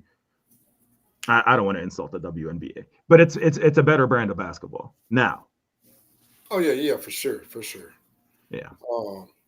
Wait a minute. I think there was another topic that AOH had mentioned. I had jotted it down. But coming back to why there's no pushback with the whole clutch sports and things like that. Yeah, I've said this. They've compromised a certain amount of players, a vast majority of media members. I mean, it was it Rick Bucher?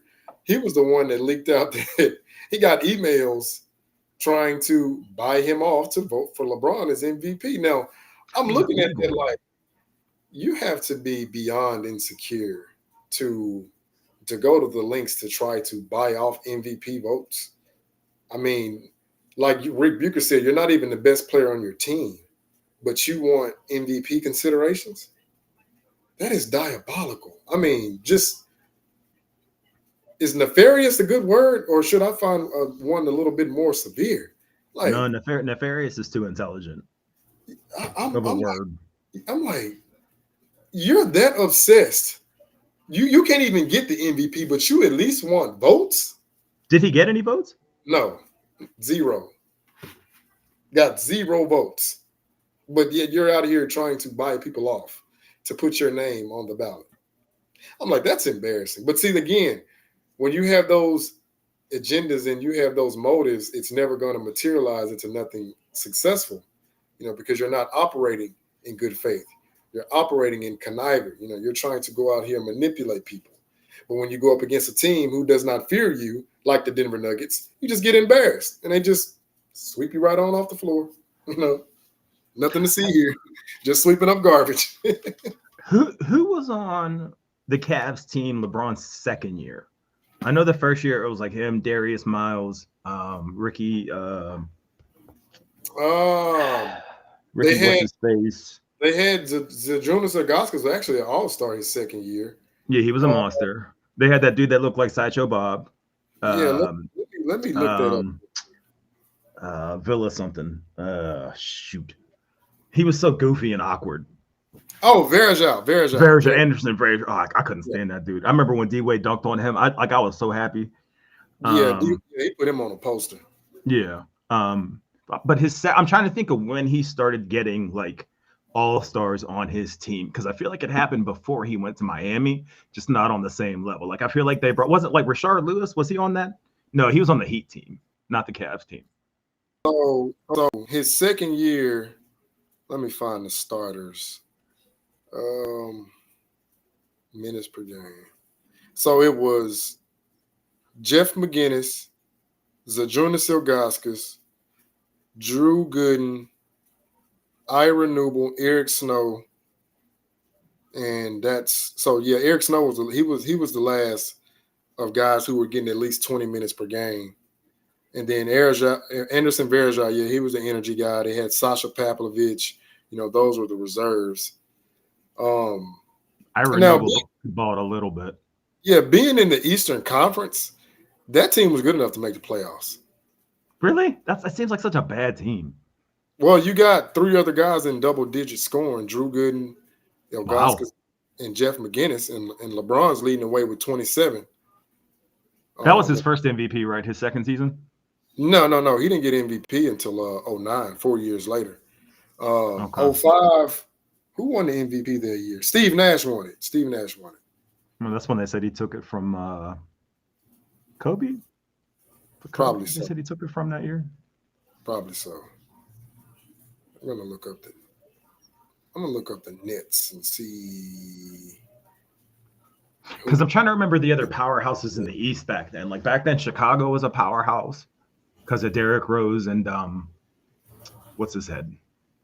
Well, really just Derrick Rose. Derrick Rose is Derrick Rose in the top 75? No, he didn't make it. That's a damn shame.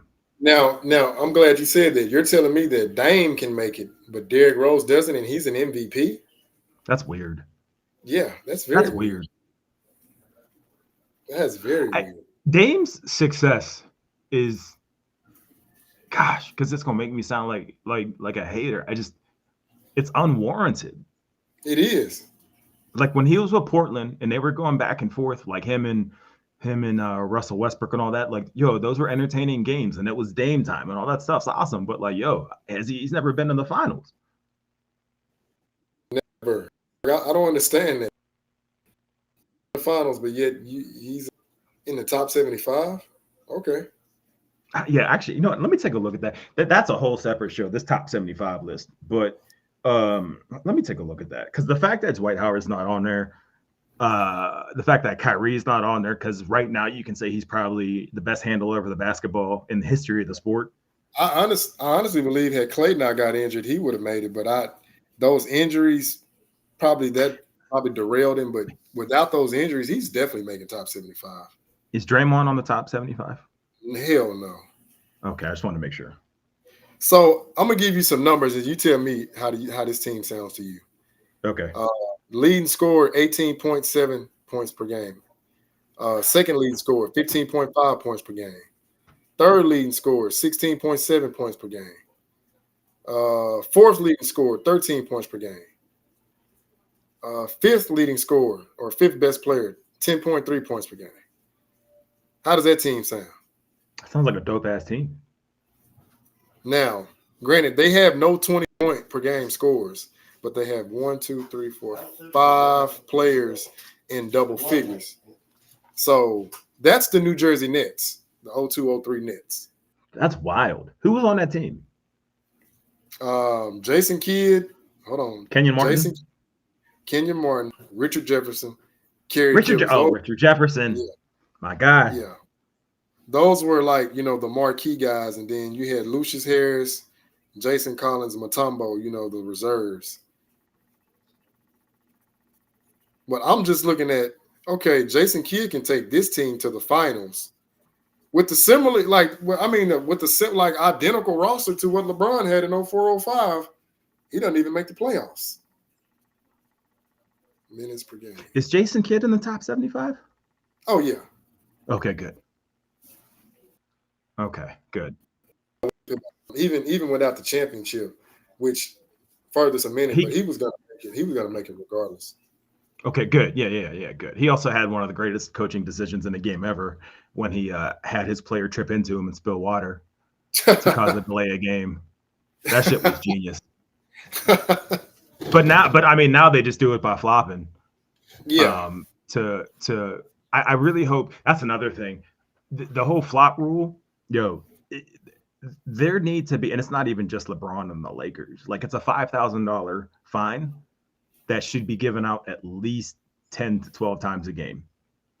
And I've yet to see one since LeBron got one halfway through last season. Yeah, I agree. It's ridiculous. I mean, I always look at it like, if you have to resort to flopping and just, having no integrity, it's like now you're trying to manipulate the refs. That's an eyesore. Like, you're trying to junk up the game. Now role players doing it, they're role players for a reason. But the superstars, that's just a bad look. That's just eyesore. I just can't get it. Here's a good question. Can you name a player currently playing? I got to plug my laptop here in a second. Can you name a player currently playing that you could justify needing the flop? A current player that I can Current justify. player. I can understand Dirk Nowitzki flopping because by the time he got to retirement age, he could barely move up and down the court. So that makes sense to me. Are there any active players where you're like, oh, I get it. I understand why they do that. I would expect guys like Luka and Jokic to flop, but they don't need to because they're so skilled. Like, if I had to answer that question, I would say, yeah, the guys who are lacking the athleticism, I would say, yeah, flopping for them would be justified. But the guys who aren't, supremely athletic, they don't have to because their skill set is so diverse. Do you have one? Because I do. Can't. I do, and someone put one of them in the chat already. It was Steph Curry because he gets hammered all the time and can't get a call. The other player I was thinking though was Jimmy Butler, because he's not the most skilled player, but he goes into the paint every play. He creates contact every play, and he's hammered just about every play. And I don't see him going to the line as often as he should.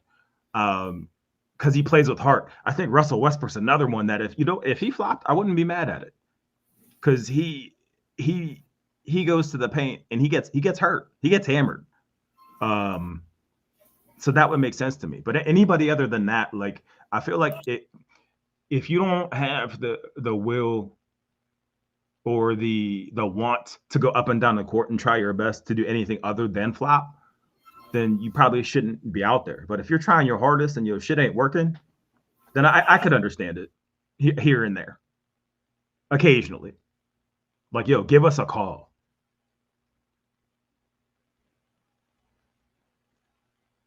Yeah, I see that. Yeah, occasionally, man. Like I said, I would expect that from role players, but not from the main guys. Like, when I see the main guys doing it, then that's just like, okay.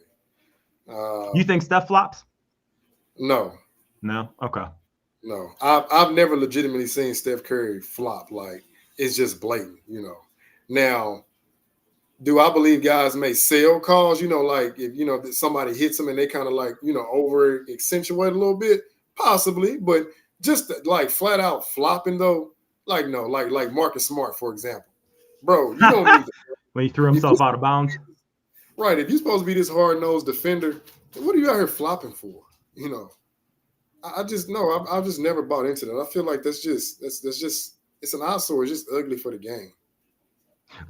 So I just saw in the comments, TNT, thank you for the comment. Low standard nowadays justify players for flopping is sad.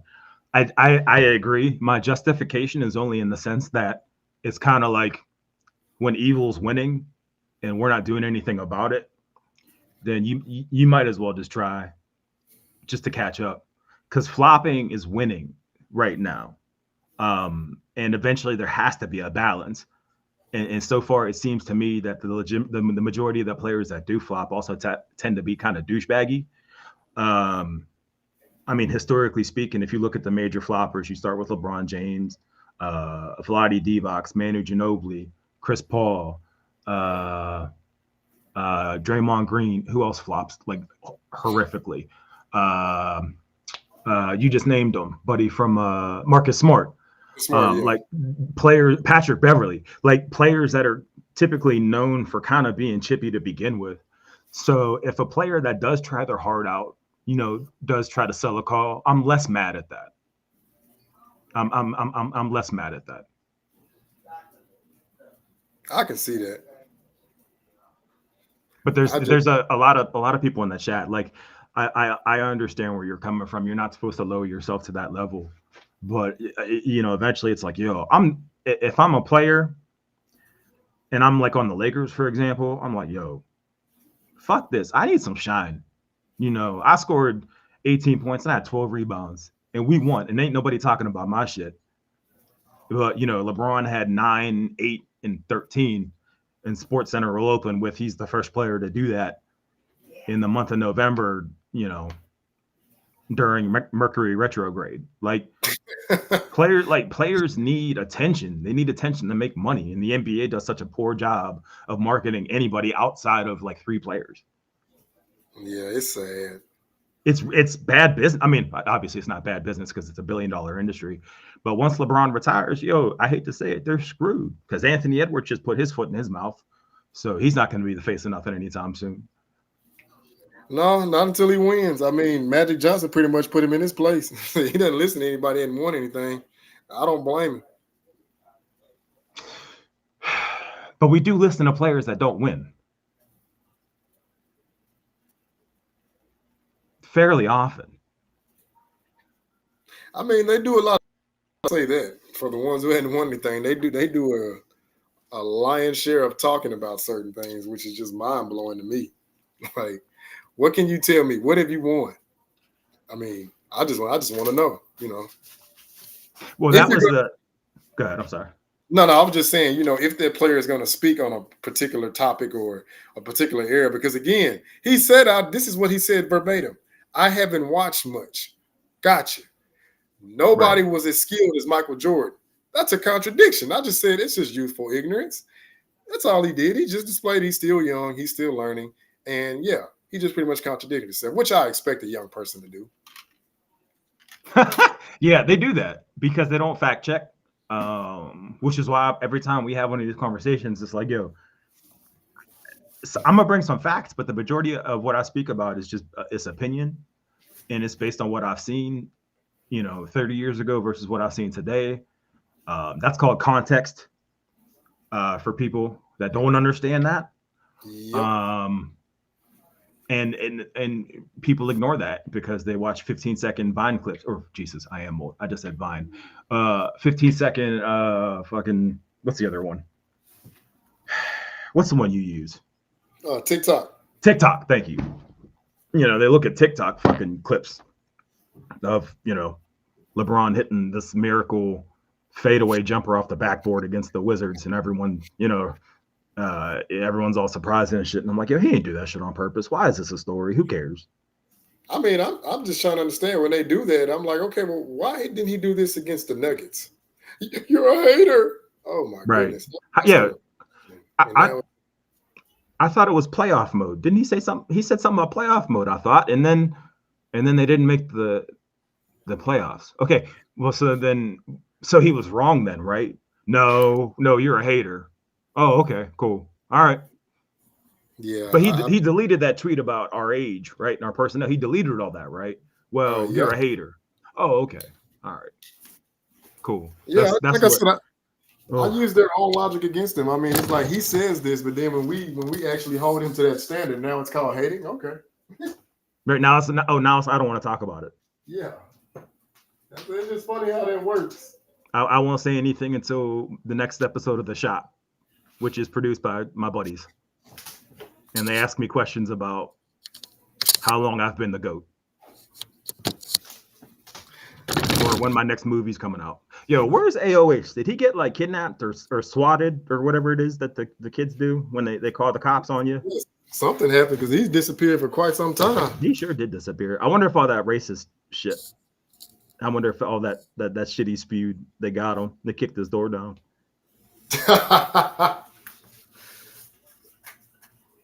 And they took him to the hood spot and said, take that damn Afro wig off. AOH is my guy, man. Like, oh yeah, man, he good. That's people. My guy. Yeah, he good people. Yeah, we need to. Oh yeah, that's right, Gil Arenas. We need to try to get him back on. He still owes me sneaks, and B, he still ain't sent the sneakers. Nah, bro, he ain't sent them. It's cool, though. It's cool. But I like. Word. Man, I enjoy engaging with him because he at least like he carries himself with a confidence. At least he may not, I may not agree with everything he says, but at least he stands on it. I'm gonna give him that. And him and sports and fitness argue, and it's like, that's the best entertainment I could possibly imagine because neither one of them stop talking. Oh yeah. You can just get popcorn and sit back and enjoy that. No, I was thinking about when we were all on there, and I asked Gil that question. I was like, "Hey, Gil," I said, because I got to go back and clip this. I was like, how is it that when LeBron went up against those same teams, he gets eliminated, but Kobe goes up against those same teams and Kobe defeats them. And they both have the same production from their teammates. And what was the first thing Gil said? Well, how old was Michael Jordan when he was ready? And AOH was like, would you just answer the goddamn question? I remember that. He was walking around in nature or something too, just yelling. Oh, man. But you know what that told me? That told me that he couldn't answer the question because it would be diametrically opposite of what he wants to try to promote. Because again, what did he keep telling us? Kobe Bryant's his favorite player, PC. Michael Jordan's the GOAT, being PC. LeBron the second of all time, being PC. But no, Gil, you have to answer this question. How is it that they both had the same amount of production from their teammates, from their second and third options? But Kobe Bryant, yet he annihilated the Spurs in 5 games. He annihilated the Magic in 5 games, and then he by went himself. Well, not by himself. He had not by himself, of course, but he goes the distance with the Celtics, in 7 games. But yet LeBron, you get eliminated by all 3 of these teams, getting swept by the Spurs. You get defeated by the Magic, and you're the higher seed, and you have a healthy team. See, he couldn't answer that question. All they ever bring up with the Kobe stuff is when he quit on the Lakers, whatever that year was in the playoffs. That's all they ever bring up. And it's like, all right, yeah, but at the same time, the dude has mastered, because I think you can say that he's mastered a sport. For sure. And I think there's maybe 2 or 3 basketball players that you could really say mastered the sport. Jordan being one, him being a second. Maybe Steph. Yeah. Mastered a sport. Took something and they're like, yo, there's no denying. Like, these are the best at it. I don't think there's any argument that Kobe had the best footwork of any player I've ever seen. Period. Jordan, smoothest jumper I've ever seen. Ability to get to the basket, dunking in game, best I've ever seen. Kyrie, handle the ball, best I've ever seen. At least this is my opinion. Undeniably the best ball handler I've ever seen. These are guys that have mastered their craft. There aren't that many dudes in the NBA that I feel like I can say that now. Maybe Jokic, sure. Hey, don't forget Magic and Bird. Sure. Oh yeah, you're right. Magic and Bird, right? Yeah, absolutely. Even I'll give him a little bit of credit. Paul Pierce, he wasn't the most athletic dude, but damn, his mid-range jumper was unstoppable. And he had to leave the court because he shit himself. In a wheelchair, mind you. So if you got the guts to shit yourself and leave in a wheelchair and still put up buckets and come back, like, yo, you're a man to me. Yes, footwork in the current NBA is terrible. It's not footwork. It's like I gotta grab my extension cord. No, I hear you. Go ahead, bro. No, you're good. Yeah, I gotta plug my stuff in a second too. It's not footwork. It's like just like brute force, because it's no longer LeBron that does that anymore. It's just brute taking that gather step, crab dribble, and then getting to the paint. And that's, oh man, that gather step is so ugly and so predictable. It's just like, bro, we know where you're going. Like, right. if you have to gather up your step going right, well, we know you're not about to cross over left because you can't. Your feet are out of place. Right. So now I can prepare for you getting ready to bulldoze your way in this direction. And now I can already bait you into drawing a charge. Like, I've just never understood. Like, that's why James Harden was so good at the Euro step, I feel like. Because he doesn't look like somebody that can do it. Yeah, he was a master. Yeah, I'll give him props. He was a master. He had a great Euro step, and so did Jamal. What's his face? His handle was fantastic too. Jamal Crawford. Jamal Crawford. Euro step, that like the way he handled the ball, he did shit to people that like you couldn't even wrap your mind around. Right. Never gets talked about. He's also looked the same age his entire life. Never gets talked about. The way he keeps himself in shape, that's phenomenal. I'll give him props. But the other narrative that I'm getting sick of hearing is the lack of skilled players in the past. Because growing up, watching Grant Hill play, watching Penny play, watching Amari Stoudemire play. Like, I remember when Amari Stoudemire got a real post game, it was a wrap. When Amari Stoudemire actually started playing in the post, him and Steve Nash, there was no answer for that. It's amazing that they didn't win more. Yeah, no, it was none whatsoever. And you think, as athletic as he wasn't, Greg Ostertag ain't letting no damn Ja Morant come into the paint dunking like that? Hell no. And that's motherfucking Greg Ostertag, who lives in Utah with a buzz cut. That's like the softest looking dude ever. And he's gonna put Ja Morant's dick in the dirt every time. Oh yeah. Those guys aren't going for that. Rasheed Wallace? No. What? What are we saying? What big man is gonna put you on the ground today? None. On purpose. None. Andre Drummond accidentally bumps into people sometimes. Yeah, he just knocks them over. Yeah, he's just so goofy and uncoordinated. That's what you expect out of him. But nah, you don't have those guys like that anymore. Because Rudy Gobert ain't doing it. Nah, hell no. No. Joel Embiid ain't doing it. He could if he felt like it. He'll do it accidentally, yeah, because he's so goofy and uncoordinated. He accidentally knock you off your feet. Yeah, he's another weird one. I'd like to see him win a chip because I think he seems like a decent human being. But then I also forget he's like 24, but he looks like he's 60. Yeah, and I'm like, yo, he doesn't take care of himself. Doesn't take care of himself.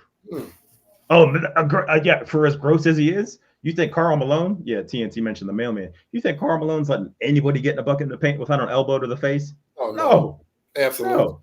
I would love to see Karl Malone guard LeBron in the paint. Yo, I would pay to have a time machine made to watch that matchup. Because all this LeBron greatness shit will go out the window in a series of 5 plays or less. I would say seeing what Kawhi Leonard did to LeBron in the 2014 finals, and then, I mean, really both 2013 and 14, because he struggled. Seeing what Andre Iguodala did to LeBron. Right. Iggy, yeah. Jason Kidd did to a 26-year-old prime LeBron. I mean, I'm just taking these, guys who aren't on that level of a Malone, like you said, or a Dennis Rodman, like, bro, he's not going to fare well against these guys because you're struggling against guys who are either not in their prime yet or past their prime. And you're these veterans. No, he ain't going to fare well against them. No. Yeah, that's going to be a nightmare. No. KD could guard him up and down the court right now. No problem. Yeah. No problem. Mister, I can play every position. KD will lock you up. Bro, listen, this season, I hate to be part of like that whole chatty patty thing, but like, yo, the storylines and the race baiting and the bullshit drama this season is going to be so entertaining. Like, I'm going to have so many skits out of the stuff that takes place this year. Just like, because I don't care who you are. If you're playing a sport with your child and someone comes down and hard fouls the shit out of your son or daughter in a game, you think you're going to be able to separate the emotion of being a father from the game? Hell no. And no, I wouldn't be able to. Mm-hmm.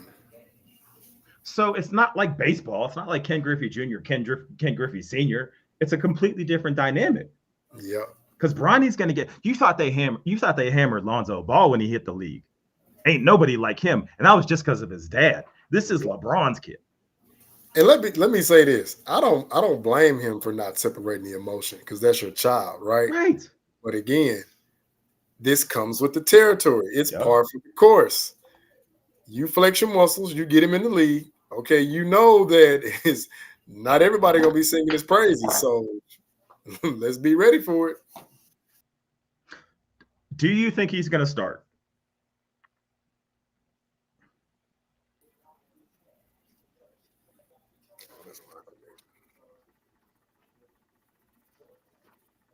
Yeah, we're still going sports and fitness. And I shouted you out, but I assume you were outside. I can't see like running. Do you see the chat on the side? Because I can't. I do. I can see sports and fitness yelling through the chat, yelling and sweating. I have a real cool idea for you, Robin. Hit me up when you because you've been saying goof so damn much. I was like, yo, there's branding in there somewhere. So we got to check. Oh, he's back. Return of the Jedi. He's back from the NAACP meeting. I came. Jesus Christ. I checked on you guys a little while ago. You were so flowing that you didn't even notice me.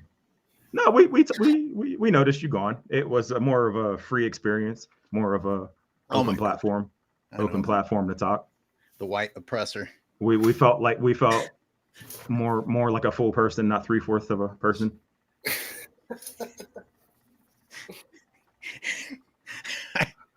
A lot of this is like my inner turmoil, my life falling apart, just coming out in racist rants. You're 50% of a ethnicity. So what does that make it? You're 3/4 of a. I would say I don't know the math on that.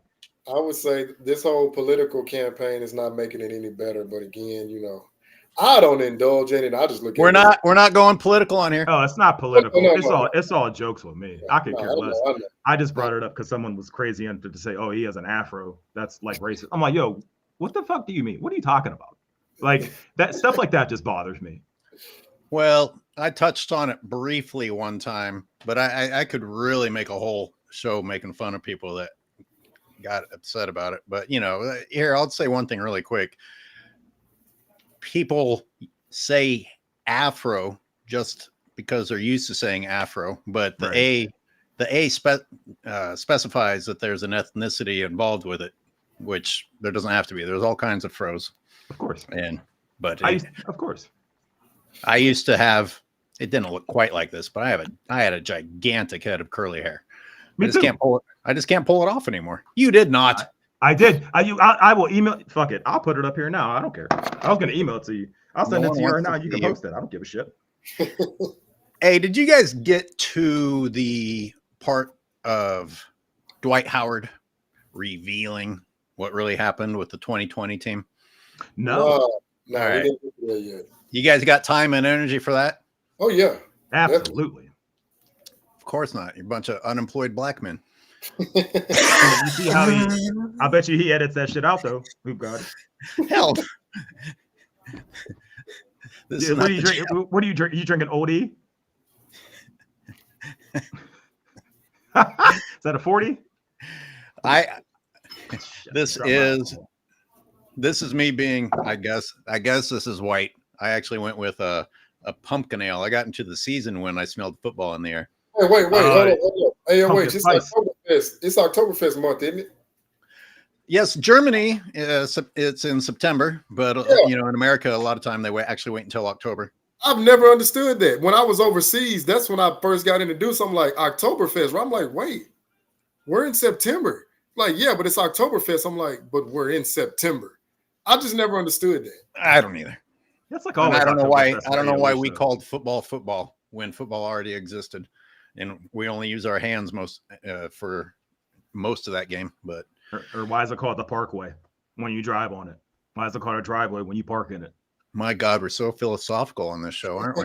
I watched Alien Romulus last night, and it's got me thinking a lot about life, as you can see. I need to check that out. Bro, it's fantastic. I'm dropping it. Oh, so yeah, to plug myself, I'm dropping a review on it probably today. Yeah, it's pretty fantastic. I'm a big movie buff. It's pretty good. There's no way. It's better than all the sequels after Aliens, which isn't high praise, but it's pretty good. Interestingly enough, I was watching a documentary about the first Alien show and the origins of all the ideas that went into the screenplay of that one. It was pretty interesting. But I told my girlfriend, I was like, you know what sucked after number 3 is that these things just form instantaneously. Like in the first one, they spent a lot of time showing that it was important for the face hugger to be attached for a certain amount of time, enough to where it actually had to feed you oxygen and actually implant an animal, and then a couple of days for it to grow quickly. Now it's like you're bitten and then something comes out of you 5 seconds later. It's just ridiculous. Anyway, we are not going to turn into sci-fi on here, even though it's tempting.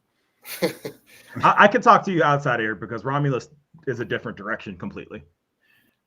Well, listen, they brought back the spaceship that was completely vaporized by 3 atomic blasts or nuclear blasts. So that alone had me thinking, okay, this is dumb. The Nostromo was completely vaporized, and yet they found a wreckage of it. Oh, it gets even just it's insane. Do yourself a favor and watch it. Whenever. Okay, guys. I should open your Dwight Howard shit. I should open up the calls too. Let's listen. Here's what I want to preface the Dwight Howard thing on. All these channels out there have these titles that say so and so exposes, the truth finally comes out, so and so reveals. Listen, this is somebody expressing an opinion. It's not like someone finally delivered the truth. Stop putting this in the titles.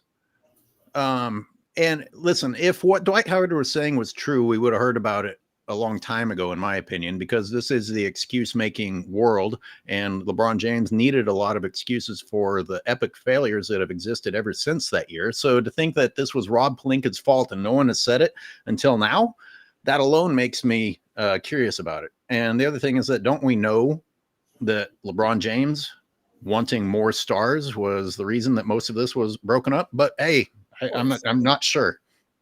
Excuse me.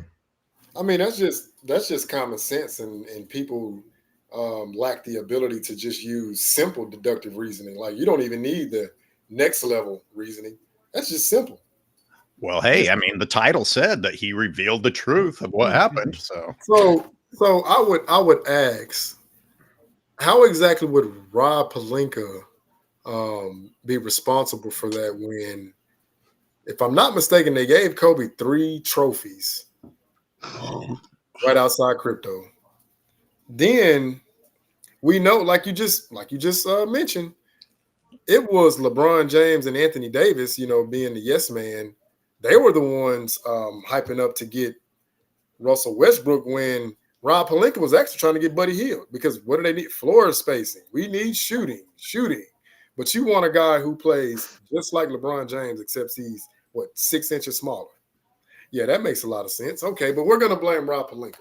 So I'm not understanding how Rob Pelinka is held responsible when he was the one who got Westbrook.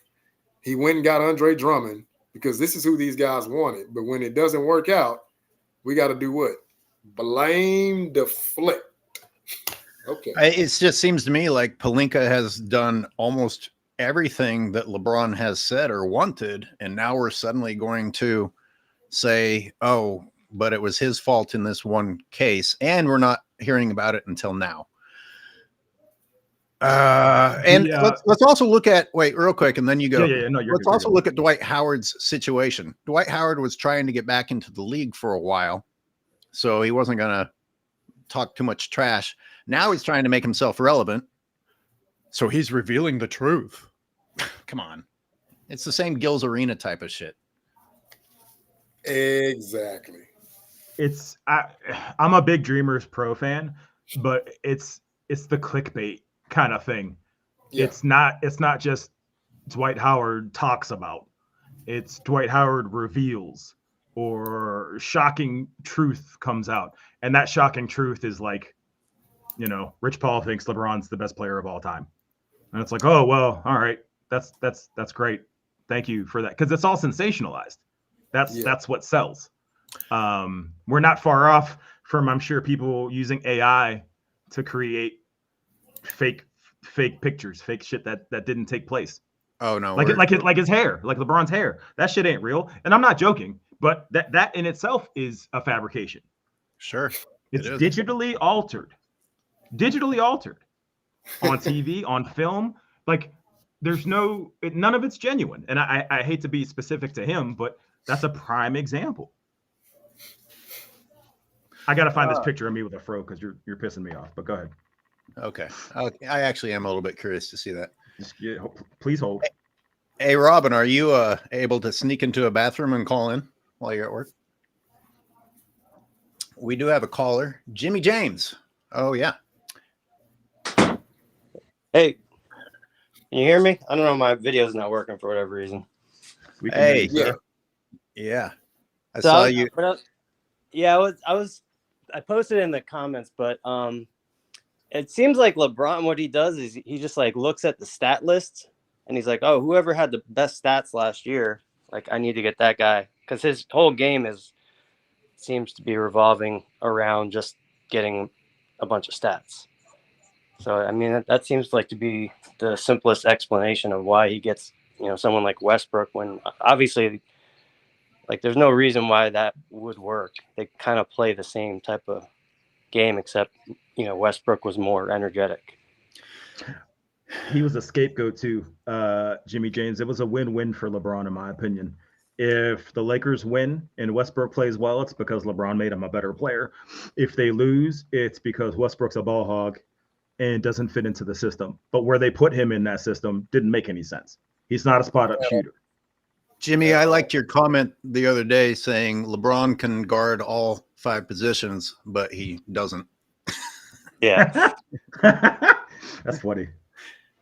He's like, I could do it for maybe 2 minutes, but that's about it. I got to get my highlight clip. So it's long enough for a YouTube short.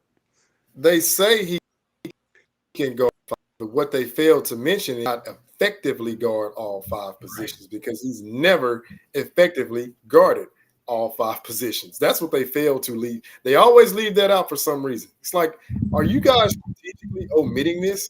He cannot effectively guard 5s, 4s, 3s, 2s, or 1s. No, he cannot. Or the 5 he's guarding is fucking Tiago Splitter. Who cares? Oh, yeah, I forgot about it. Who gives a shit?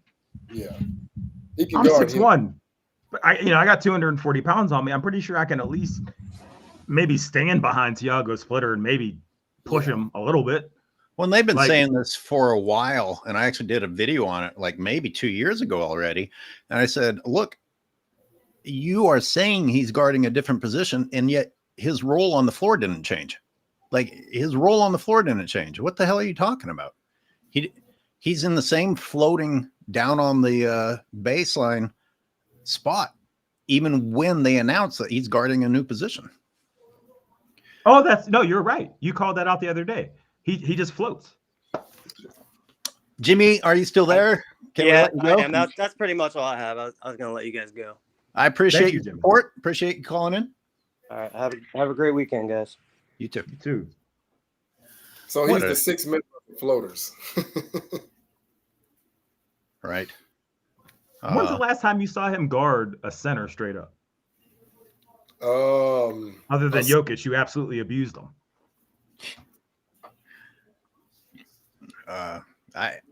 He likes to come from behind. He doesn't like he doesn't like to guard it. He doesn't like to guard in missionary. He likes to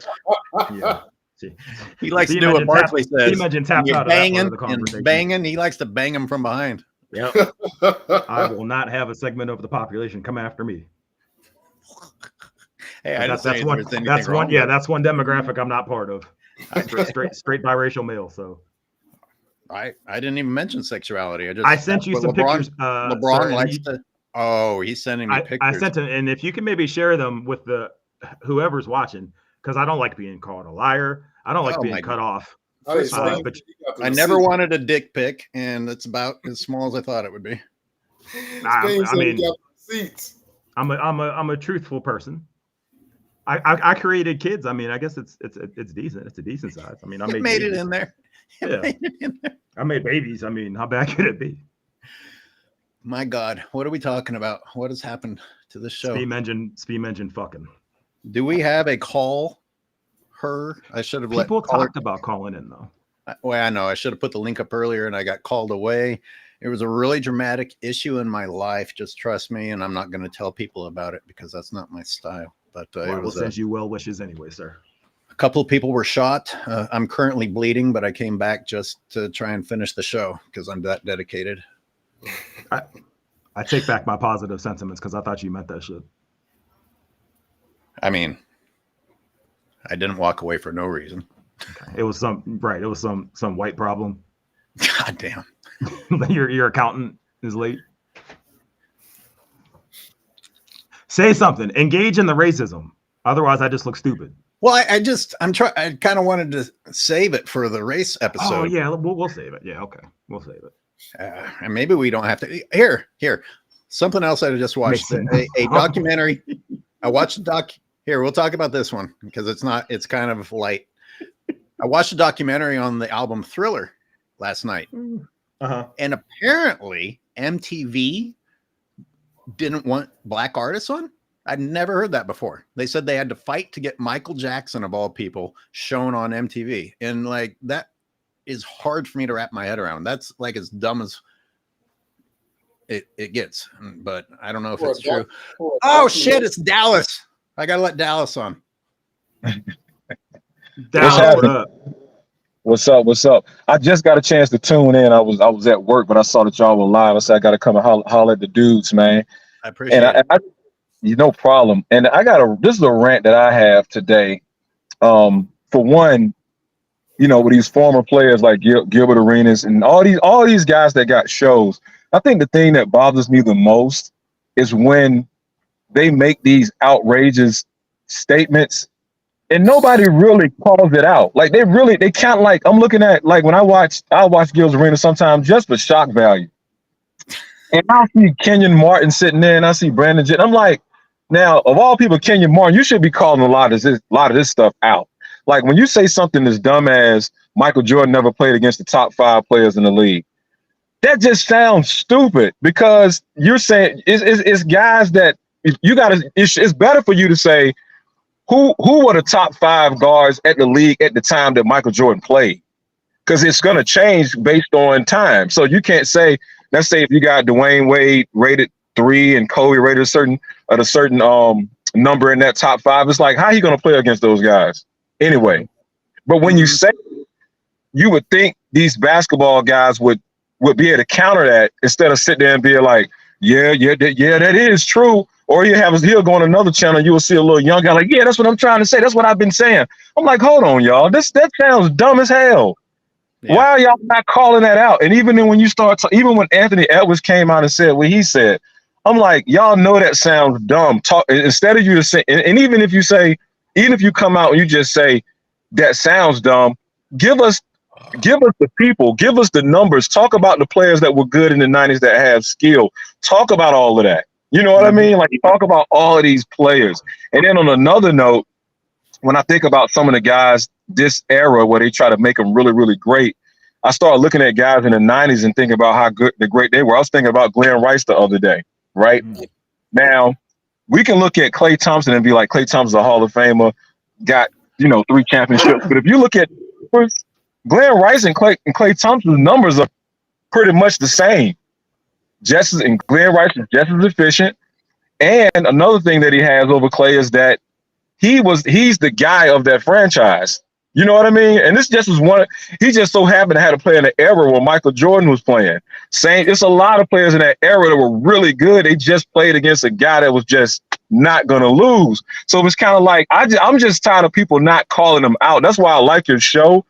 And what's so crazy about it is someone can look at your show and be like, these guys are talking about LeBron all the time.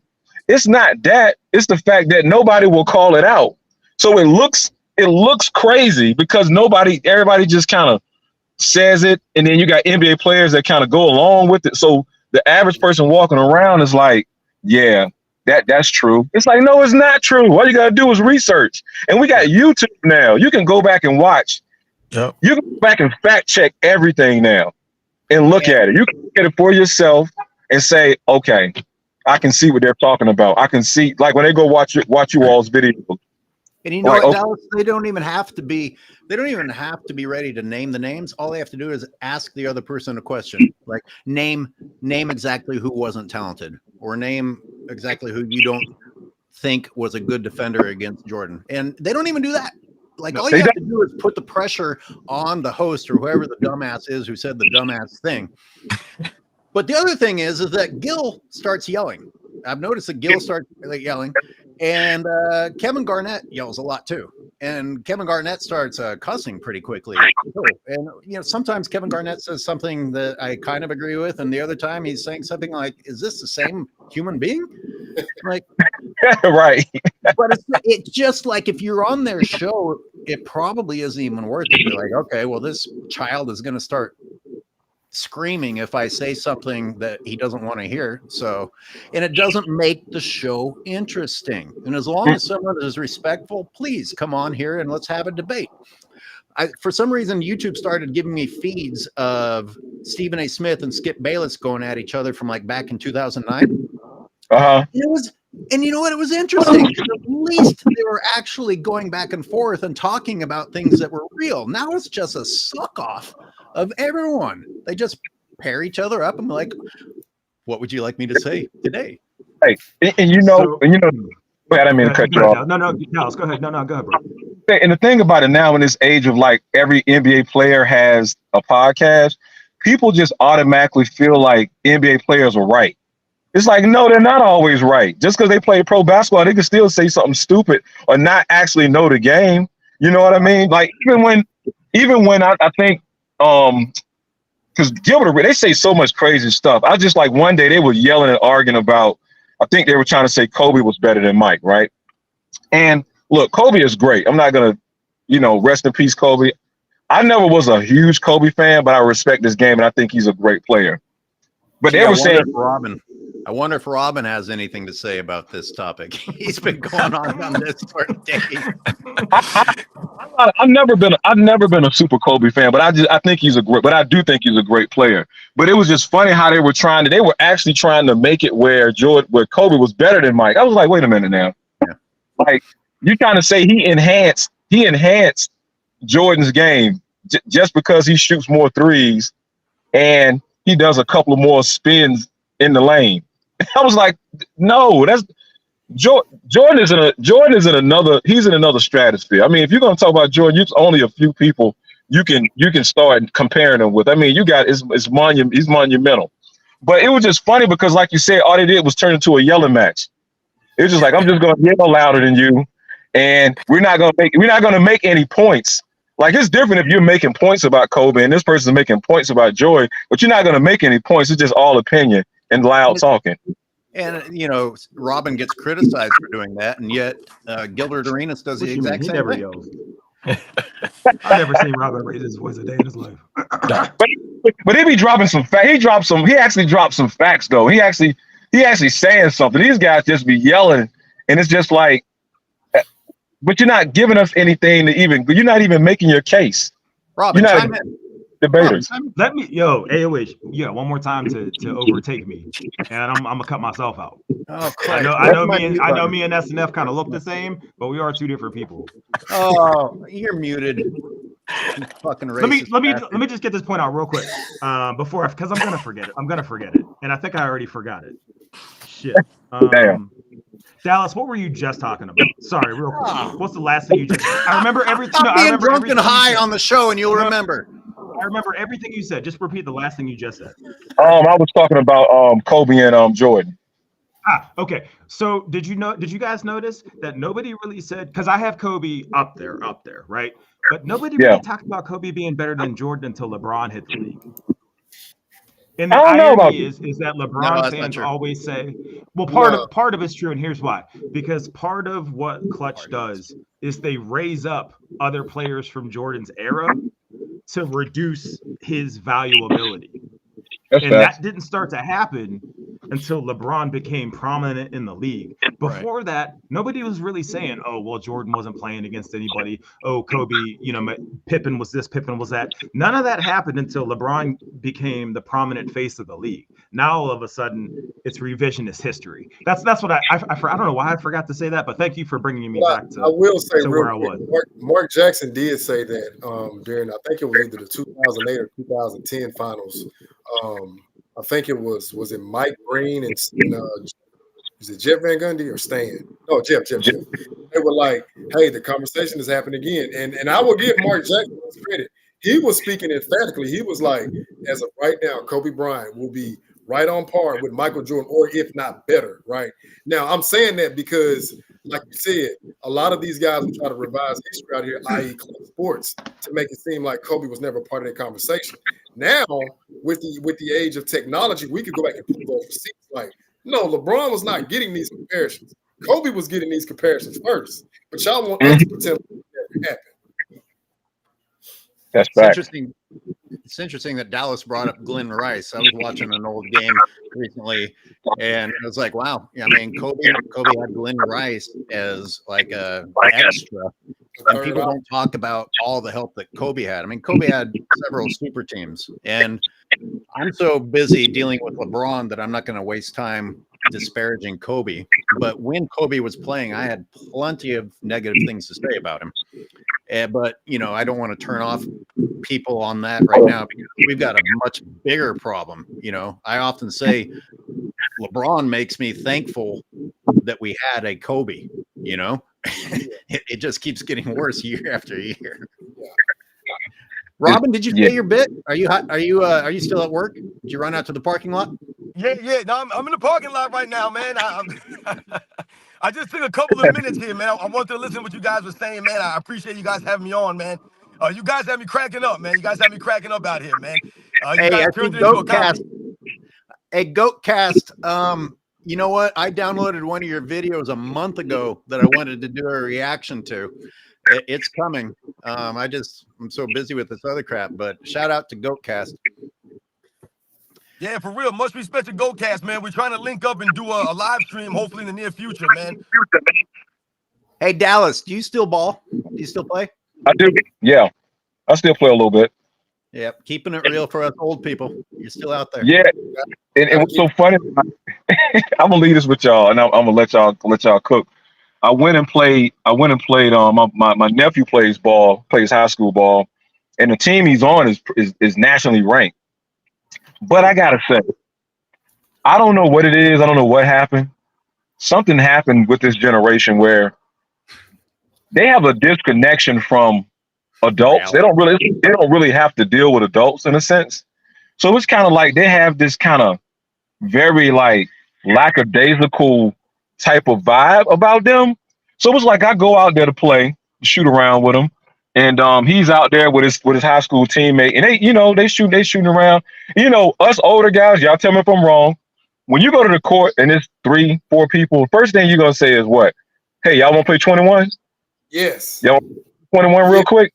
Yeah. That's the warm-up game. You're not just gonna jump into 2-on-2, 3-on-3. You're gonna play 21 to warm up. Then you maybe play 2-on-2. So I said, y'all want to play 21? They was like, nah, we want to get our shots up. I was like, okay. Shots. That was the first one. I was like, okay, we just gonna sit here and shoot around for 30, 40 minutes, an hour, just everybody getting their shots up. Okay.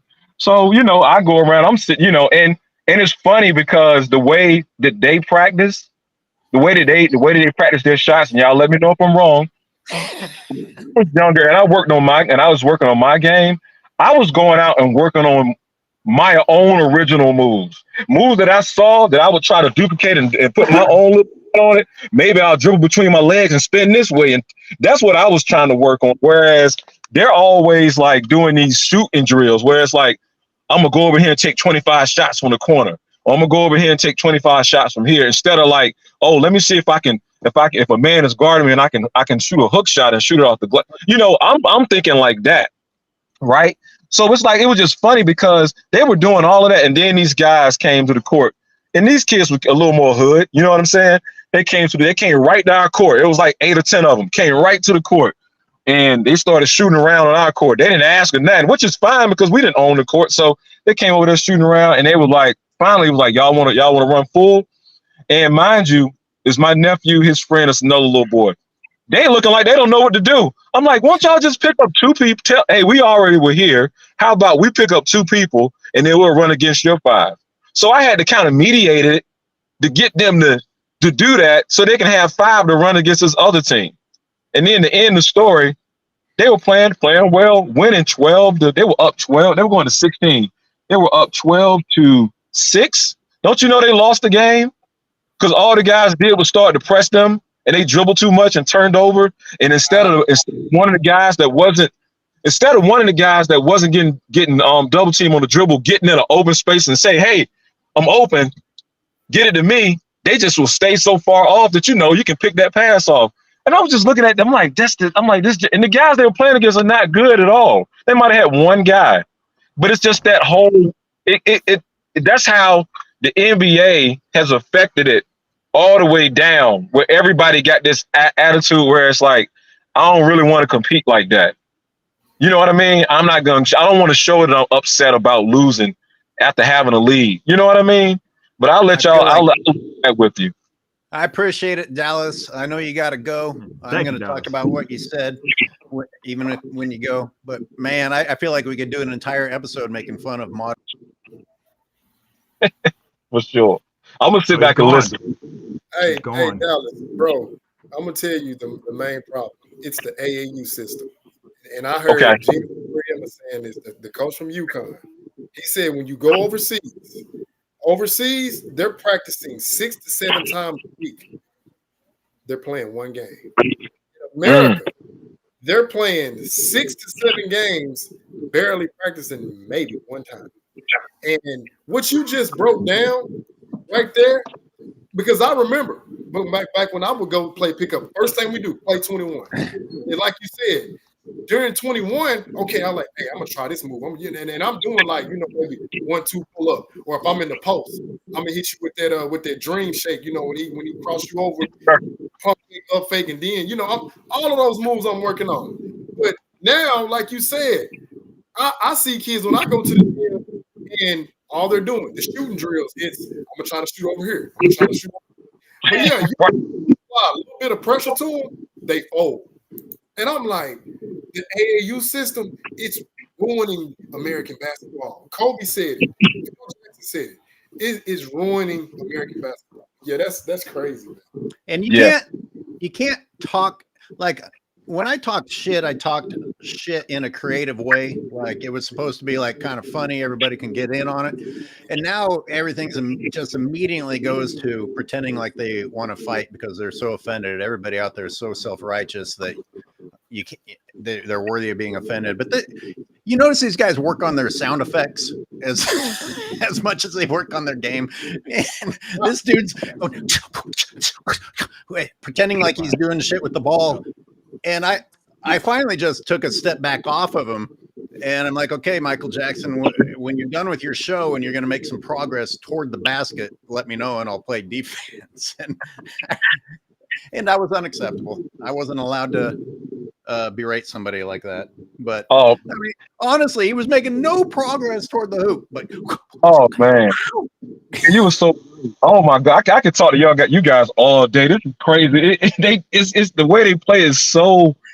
It's mind-boggling. It's just like it's like 3-4 guys shooting too far out. It just the ball, and then you got all these crazy rebounds off these long. It's just crazy, man. It's just crazy. It's oh my God, man. And you factor in the analytics. Like, what is analytics telling you to do? Take threes, take layups. That's fine, but what's going to happen when you go up against a team that won't let you get a three?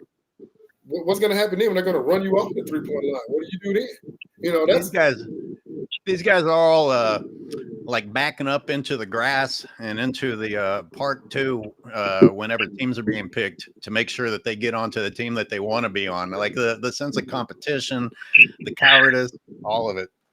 Oh man, I can't stand that. Like I can legitimately say that I went to the court, played 10 games, never came off the court and lost. But I didn't care. Like if somebody picked me up, I stayed on the court. Now granted, that happened 1 or 2 times, but no, I'm not gonna do all that. Yeah. Oh man, no, I'm gonna take this game off. No, bro, I ain't made like that. If somebody want me on the team, I'm gonna give you my best. Now, hey, those days where you don't win, but I can legitimately say I've been to the court, played pickup, and have played every game and did not win. It didn't happen too often, but it has happened. But yeah, that whole, I'm gonna just wait. Nah, man, because now, that's like a sucker move. It's like, you don't want to play with these guys over here. Nah, man, I agree with that. Dallas mentioned 21, and 21 is actually another indicator of current issues where you have to explain to people that you're supposed to go and pick up the guy after you shoot. You have to, like I end up guarding every single person's possession because nobody wants to play defense. Nobody thinks that it's their job to go and guard the next shooter. How do you have to explain something like that? God damn it. Defense is part of the game. Man. We're just, They don't want, sound we like just old take Frank pride in playing Mann. defense. Yeah, Dallas, it's if you're still crazy. with It's us, crazy. It's crazy. we've got some sort of a delay here. I'm accidentally cutting people off, unlike with Richard Jefferson up there. Accidentally, right? Yeah, off. accidentally. Stop talking. Yeah. Hey, they said you look like Steven Jackson, Dallas. I've heard. Yeah, I've heard. If I'm Richard Jefferson, you got to be Steven Jackson. Probably related. Enough. Hey, I'll take. Yeah. That's probably a funny. Hey, Dallas, are you going to come on when we have our show? Are you going to come on when we have our show dedicated to racism? I got to have the dedicated to racism. Call in. Oh. We're just going to talk racism. Yeah, I love it. Be so off. Yeah. Man, most definitely. Schedule it. I feel like everybody wants to do it today. Let me get back to basketball real quick. When I was growing up, and one I keep bringing it up was the big thing, and that was nothing but dribbling. But scorers, like dudes, still went to the paint. Dudes still wanted to score, and that was like the most selfish brand of basketball anybody had ever seen. But it's nowhere near as bad as it is now. And I mentioned Julian Newman when I came back in. The fact that I mean, he's a kid, right? I don't want to hate on him, well, whatever, but it's like all his games was just him dribbling back and forth, going nowhere for 30, 40 seconds at a time. And he was getting attention doing it. And there was a shift like right after that. And now that's like the thing. It's weird. It's weird. It's very. Italian. I mean, it's just this generation of everything. I guess. That Devin Booker thing. Yeah, that Devin Booker not wanting to be double teamed in that clip. That told you everything you need to know about him. Let me throw in the call-in link again, in case anyone wants to say anything. Dallas, where are you heading to? What are you up to? I think he has a bit of a delay. Oh, is it on Dallas's end? It might be on Dallas. That's my guess because I see everybody else moving. Hoop God, did we lose you? He said he had to step away for a second. Hoop God did. So now you got to talk to me. Fudge. Yeah, sorry. Did you say you're 240 pounds? 240. 243, give or take, yeah. How tall are you? 6'1". 6 foot and 3/4. 6'1". NBA height. NBA height 6'3". Yeah. Why is it acceptable for people to lie about their height in the NBA? I posted about that. I was like, why are all these rumors about people's height? And they're like, oh, the players get to say what their height is. I'm like, no, you're as tall as you are. Isn't that the whole point of the combine, to measure them? And because they don't do that in other sports. Like, they don't lie about the heights of like wide receivers in football. At least I don't think they do. Who knows? I got with Lerv calling in. Yes, sir. Hello. What up? Yeah, I missed a little bit of what you guys. I got the Rugrats grabbing at my sleeve all day, but I've been catching a little bit what you're saying. And I've been suggesting for years that they should have 21 as part of the All-Star weekend. I know that the Stars would dodge that, but I think that would draw a lot of people in there if they had that one-on-one kind of scenario, or not one-on-one, but like several guys playing 21, or even a one-on-one. And I think we will probably it would get dodged, and it would end up being Matt McClung versus the Denver Nuggets mascot plan. But I would like to see that. That would be interesting. Yes. It'll be Mac McClung versus Matthew Dellavedova. Yes. Yeah, that's all I wanted to say. But I love you guys talking, man. Thank you. Appreciate you, Lerb. Yeah, that one-on-one thing would be great, man. I couldn't imagine like Steph Curry going one-on-one against Kyrie. I mean, granted, Kyrie would bake him, but at least it would be fun to watch. I remember like 95, they were supposed to have a Hakeem. This was sponsored by Taco Bell. Shaq and Hakeem were supposed to play one-on-one. It never happened. Never happened? No, but I was like, that would be something else. Hakeem would have probably gotten injured. Yeah. Ooh. Yeah. Yeah. I mean, he was Shaq graceful. would have gotten frustrated. Look, Shaq would have gotten frustrated and would have thrown his weight into some ribs at some point. When do you think someone's going to start holding Shaq accountable for the crazy shit he says? Some YouTubers do, but do they? I don't know, man. Okay. Nobody publicly does. Like there's actually compilations and montages of Shaq showing his insecurity and his absurd takes. But yeah, Shaq, in my opinion, is someone who knows that the refs helped him get past the Kings and a couple of other situations. I will never forget that game. I will never forget Mike Bibby getting off the ground with a broken nose and them calling an offensive foul on him, sending Kobe to the line. I'll never forget that. Like, that series and 2016 both put me off of basketball for an extended period of time. Crazy question, because I know you're a Warriors fan. Kind of. It's hard now. Well, sure. But I also know your opinion of Draymond. Right. Him getting suspended, you really. So here's my thought. Here's my thing. Everyone always talks about how the one game he came back, he had like 45, 13, and 11 or whatever it was. Draymond Green getting that many points kind of doesn't matter, I feel like, in the grand scheme of things, because the team will just let him do that, right? Him getting suspended, do you think that alone was enough to turn that series as much as it did? Because I think he was on the take even back then. Interesting. I really do. I really do, because him, like LeBron stepping over him and all that. Like, I know Draymond's a dumbass and has no emotional intelligence, but it's the finals. If you're swinging on somebody, at their dick, you're doing it on purpose, and you know what the outcome's going to be, no matter what.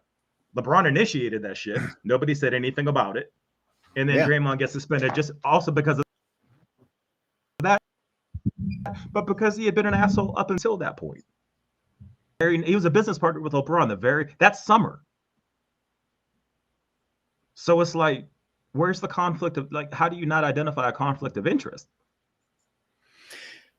The Draymond and whose side he was on is a whole thing, but the suspension probably took a mental toll on the Warriors.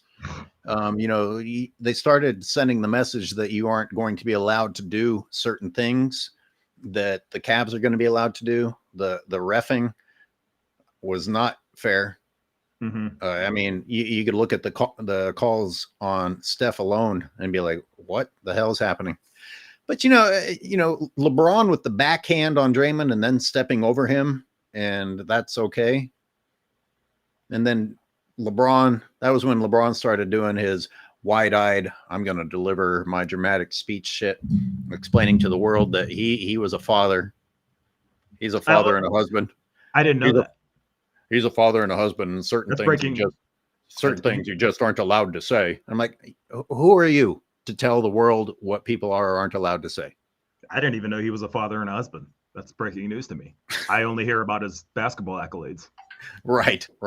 Please. Yeah. You said something so goddamn funny the other day, talking about how he doesn't want to come home to his family. And I thought, oh my gosh, for as much as he preaches about family, that motherfucker's never with his family. Doesn't that make sense? I was like, I can't believe I never thought about that till you said it.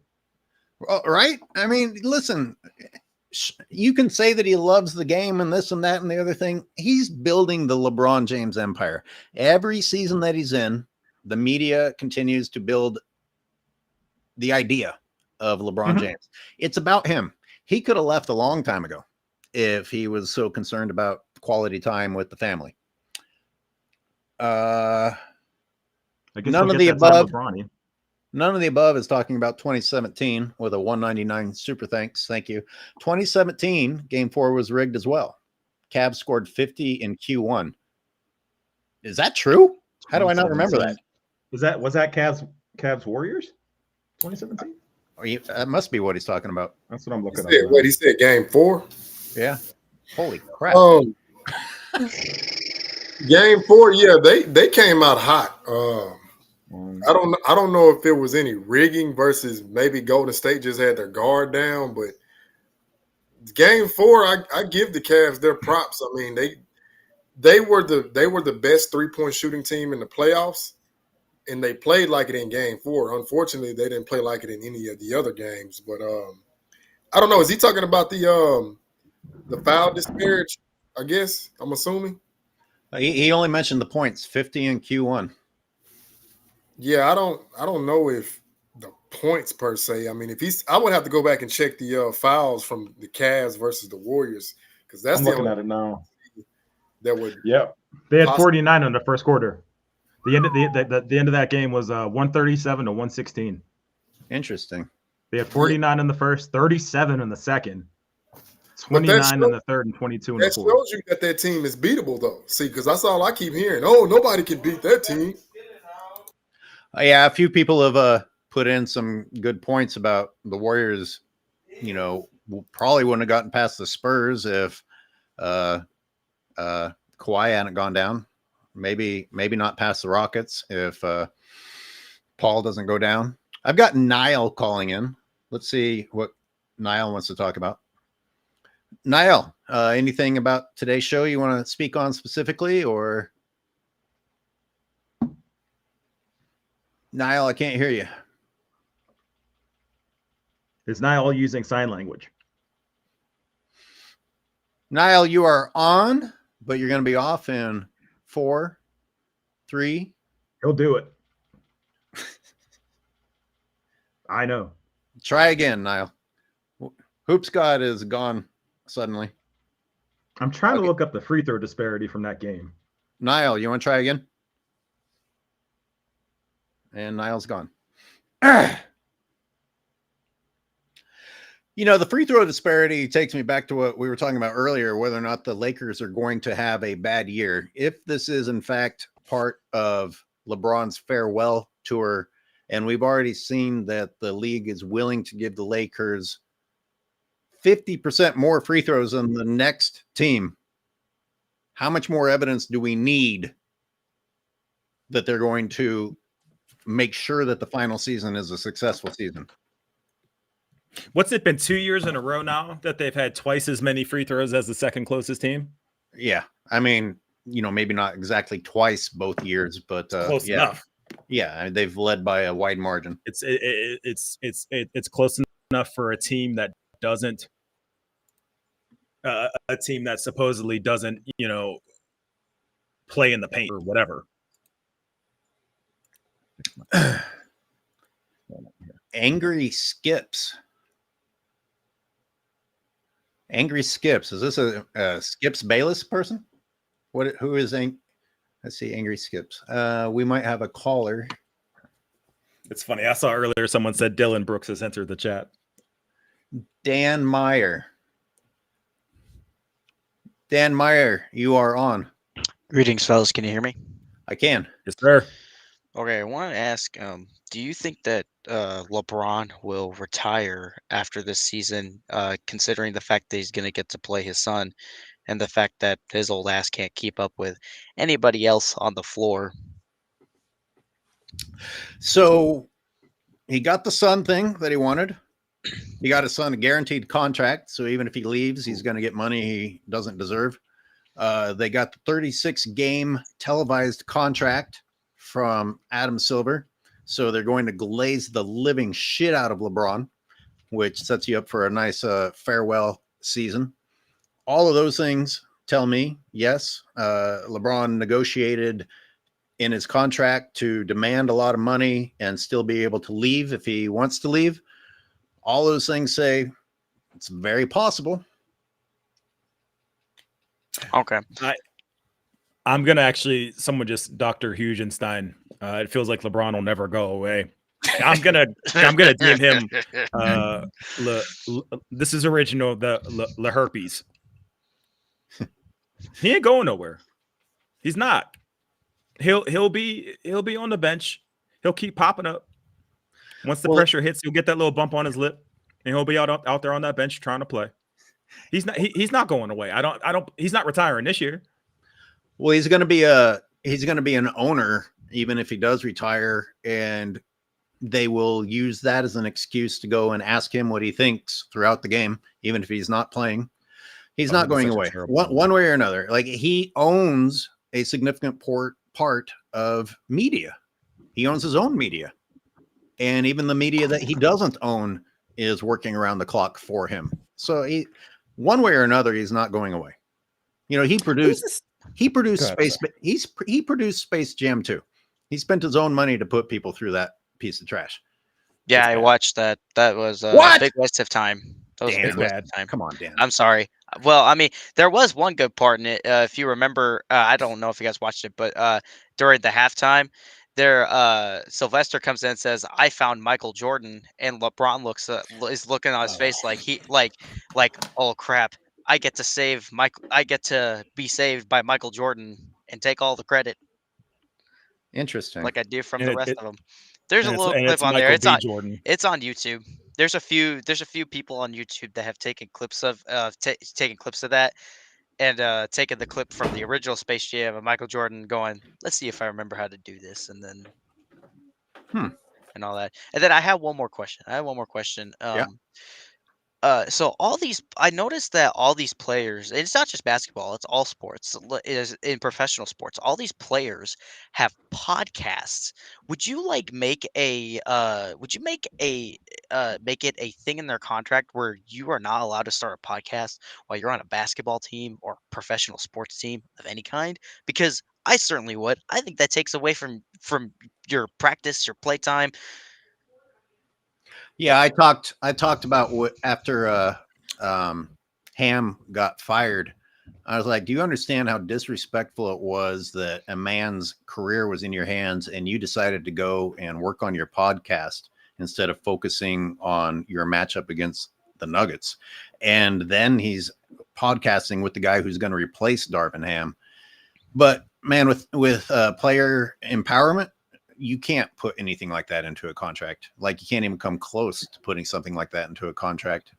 I understand where you're coming from. Yes, well, I agree with you, but no, you couldn't possibly. Can I elaborate on something real quick? Sure, though? Sure. So I'm going to take an example from a different sport, because I watch basketball enough to say I'm super knowledgeable on it, but I do have some opinions here and there. But when Kyler Murray joined the Cardinals and such, he had like a real problem with such playing video games, and they made like a certain thing in his contract. It's like you can't do this over a certain amount of time and such. Like I think you could basically do the same thing in that regard with the podcasts. Richard Jefferson, you got anything to say on that? Well, so I live in Pittsburgh, and I grew up a Steelers fan. And I remember when Antonio Brown Facebook lived in the locker room after beating, I feel like it was the Ravens, and they were about to play the Pats, I think. It was the Ravens. Was it the Ravens? Okay. It was the Ravens. And my first thought was like, if Mike Tomlin allows this is going to set a precedent that's going to be bad for sports. And I don't remember if they suspended him. I know they should have, but I don't think they did. And from then on, players have used social media to speak on the things that they would get fined on if they were in a press conference. You think if Draymond Green was in a press conference talking the same shit that he was talking on his bullshit podcast, he wouldn't get fined? He'd get fined up and down the court. But they're given this platform where they can say what they want, and they face no backlash.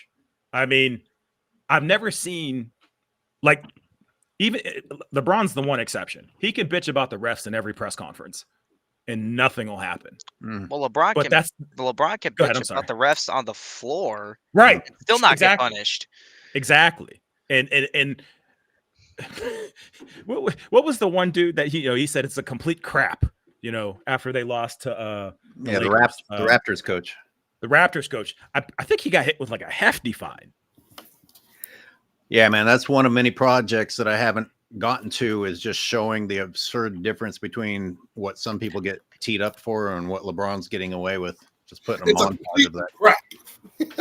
That alone. Man. It's exactly it. It's a complete crap. Let me read some good comments that have come through. Catch up on that. Niall, Dan, thank you. Thank you, Dan. I see Niall trying to come through again. I'll give you a shot in a second here. So Political Venom stated Bulls spent Jordan's career near the bottom of free throw benefits. LeBron teams always one of the top favored teams for free throws. Self-researched NBA facts literally went through the entire careers. Okay. Thank you for explaining your source. Self-researched NBA facts provides a lot of helpful information. So, I would have been tempted to say Political Venom. Can you prove that? If self-researched facts provided it in painstaking detail, then there you go. Continuing with the free throw thing, read a couple more. I got another super thanks from None of the Above. Thank you very much for that super thanks.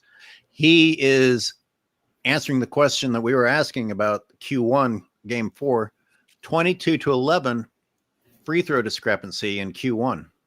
Warriors recovered, but it was enough to keep them at bay. Clay, Iguodala, Livingston, Durant, and Donkey had 3+ fouls. Thank you. Yeah, we're going to make that a rule on this show that Donkey will only be known as Donkey. He does not deserve to be called a human name. Draymond's a stupid fucking name. No disrespect to anybody else that's named that. That's dumb for him. It's just dumb for him. Natty Bread, one more free throw comment. Natty Bread, LAL plus 656, largest team free throw differential since January 1st, 2023, followed by the Heat at plus 280. That's a massive difference between number 1 and number 2. Not the difference between number 1 and bottom, a massive difference between number 1 and number 2. So you understand why, whether the Lakers are a team put together well or not, the league will help them. Niall, I'll give you a try. Niall. Matt, are you muted? Is he here?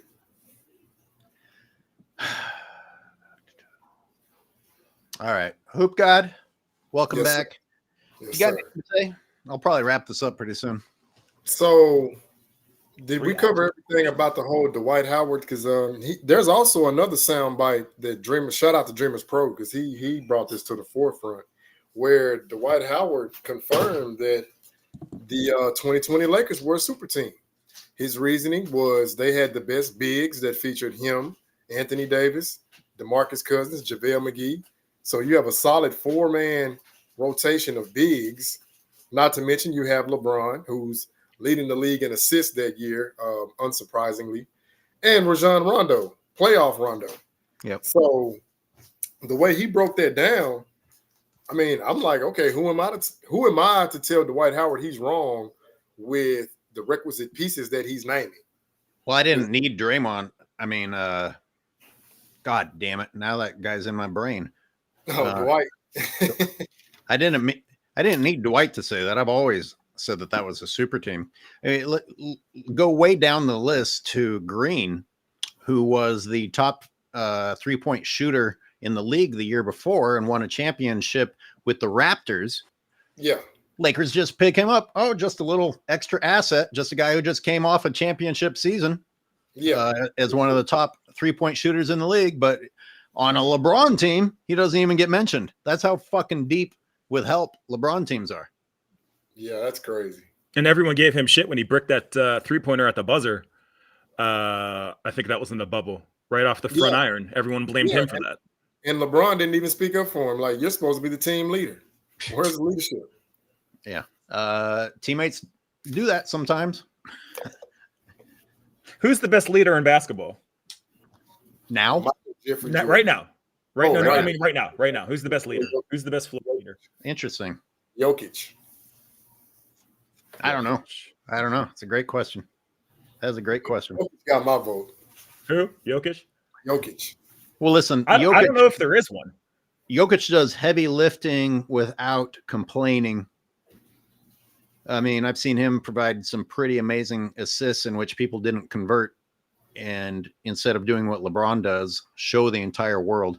Like LeBron expresses on the court, oh my God, look how terrible my teammate is all the time. And yet people say that he's a great teammate. But it's so sad that I can't even think of great leaders. And the best examples I can come up with are people that perform well and keep their mouths shut. That's the extent of a leader at this point. Like Steph Curry, I think deals with a lot of bullshit, in my opinion. He gets paid well. I don't think he's a good leader. Well, on our standards, he should be saying, fuck the organization for keeping Draymond here. Right. Yeah, I agree. But we can't even get Steve Kerr to say that. Bob Myers just fled the organization instead of saying something. Yeah, I don't know. I'm going team by team, and I'm like, well, Jimmy Butler's a good leader, but everyone's so soft, so they don't like him. Kevin Durant doesn't care. No, he just want to hoop. He just wants to hoop. That's the problem for 90% of who you will mention, is that they are satisfied with their monster contracts and easy lives. How motivated can they be to put themselves out there? Who do you see out there that you feel like wants to win? Because I used to say Giannis, but I feel like he's lost that. Steph, obviously, when he plays, I feel like he plays like he wants to win. Everybody else, like, I don't feel like Luka wants to win. You don't think Luka wants to win? I don't. I don't. He bitches so much. Like, well, he does, but that's not really a sign that he doesn't want to win. That's fair. That's fair. So then I can't think of a good leader.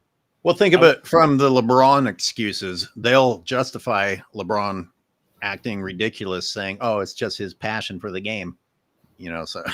Oh no. At the end of the day, it's just basketball. Remember that. Just basketball. So, I can't get that phrase out of my. No, you're like, wait, what? They give him the Tom Brady treatment. He's just passionate. Like, no, he's an asshole. Oh, Jaylen Brown, that's a good choice. Jaylen Brunson. Jalen Brunson's who I meant. Jalen Brunson's a fantastic choice. Yeah. He's a great leader. Yeah. He's a great leader. I don't think Jaylen Brown is, I don't know. Gosh, Brunson's such a good answer. Yeah, I can't think of anybody else. I like Brunson, yeah. Yeah, the Knicks have something to look forward to this year. They do. Man, they sure do. They do. Even if they come up short, it's going to be a season worth watching, Yeah. Here's another great question, just for future. Where's Zach LaVine play this season? Am I really supposed to care? Yes, you are, and here's why. He was supposed to be the big pickup last year because LeBron was riding his dick about him being the big slam dunk, the best in-game dunker of all time, and that was right around when there was all this free agency talk. But Zach LaVine never made it to the Lakers, so he was supposed to be the big asset pickup. Oh, but nothing happened. He's a clutch client too. Oh, I forgot about that. That's right. He's a clutch client. Oh, I'm surprised he's not already on the Lakers. No, they wanted it to happen. Yeah, no, Chicago didn't do the deal, so he opted to have the season-ending surgery. So yeah, he lost my respect. Weird, right? That would happen. Right. I'm like, nah, I can't respect that dog. You just gonna quit on the team? That's what they do. That's what Anthony Davis did. He wore a "That's All Folks" shirt and everything. Fuck him. Gosh, that is so disrespectful to wear that shirt, like just to be subliminal like that. Like, really, man. You see how well he would fit in with LeBron. Oh yeah, yeah. Listen, Anthony Edwards didn't start saying that crazy shit until he started playing with LeBron at the Olympics. Yep. He said more homophobic shit than he did crazy shit before playing with LeBron. And he gave away his lack of discipline, like talking about his dedication to junk food or something like that. But the really crazy stuff came out in the Olympics. Yeah. There's no leaders. There are no effective leaders. Steph Curry. Okay, Steph Curry and Brunson. That's it. Boo TV gives another Brunson vote. I see some Curry votes. Donovan Mitchell. I don't know about Donovan Mitchell though. Nah, Donovan Mitchell. Nah, he quit. He quit on Cleveland too. Did he? I thought he played well. Okay, maybe I misremember that. No, I think he's a terrible leader. He missed. I don't even know how many games he played against Boston, but like I'm like, it's the playoffs. Come on, man. Unless you got a broken limb, you got to go out there and put forth some type of effort. You know, what's really weird is that, oh man, where do I begin with this? Like, we complain that the league won't move on from LeBron, and yet none of these guys really look like they give a shit that they aren't moving on from LeBron. You know, it'd be nice to see. It'd be nice to see somebody just demand it. Yeah, they're too entitled. But we're led by the media. If the media puts someone on TV constantly, we're eventually going to think, oh, this is somebody that we're supposed to be paying attention to, whether we should be or not. So all the league has to do is promote someone else instead of giving the Lakers 36 televised games and, you know, putting them in more commercials constantly. But at the same time, does LeBron really show that he's the one who wants to win? Like, he gives half effort at least half the time. He wants to win, but the wrong way. And it's confirmed that he doesn't go to practices. So I want to understand what this work ethic is that people are talking about. Oh, he showed up. I always hear these announcers say he showed up 3 hours early to the game today. I'm like, he didn't go to practice all week. Right. And he looks like he needs to go to bed by the fourth period. So maybe he should show up later. And there's no fucking proof, AOH, that these things take place. It's always from somebody clutch related that says, oh, yeah, LeBron woke up at 2:30 this morning and got in his teleport machine and went back in time and taught himself how to sew. So that way he sewed his jersey. It's like, yo, none of this shit took place. There's no proof of it. It's always hearsay. He spends $4 million on his body. All right, cool. That's all right. Awesome. It's not cool because he's spending it in a cheating way. Spend that money saving the planet. You know it's serious when Isaiah Thomas has to speak out against this era. As much as he loves to big up the guys playing today to try to tear down Jordan, Isaiah Thomas even put a tweet out in response to Anthony Edwards. No, not I think it was Anthony Edwards. He said, "Be careful with propaganda. It works." I'm like, wait a minute, y'all got Isaiah Thomas speaking out now. Now I know it's starting to get serious because he's the main catalyst of, oh yeah, today they're just doing this and LeBron James, and I'm just like, Isaiah, you know you lying through your teeth. But finally, it took a situation for him to actually speak out against the nonsense. Congratulations, Mr. Isaiah Zeke Thomas. Him and Kendrick Perkins doesn't get credit for stopping the bullshit either. Oh, right. He turned around too. So someone said in the chat, I'm Anthony Edwards. And it's funny because I was just getting ready to say that, like, dude should have been the face of the league. Maybe he can bring that back, but he's not going to do it where he's playing now. And I pray he doesn't end up playing for the Lakers. Well, you know what? If the league is going to make some Michael Jordan comparisons during the season, let the mofo play in the Olympics and let him take over. Like, can you groom him instead of giving LeBron James the most minutes of anyone out there? Not that, and I'll read Maville Jones's comment. I stopped liking Anthony Edwards when AOH pointed out he keeps screaming, "Hey, you guys!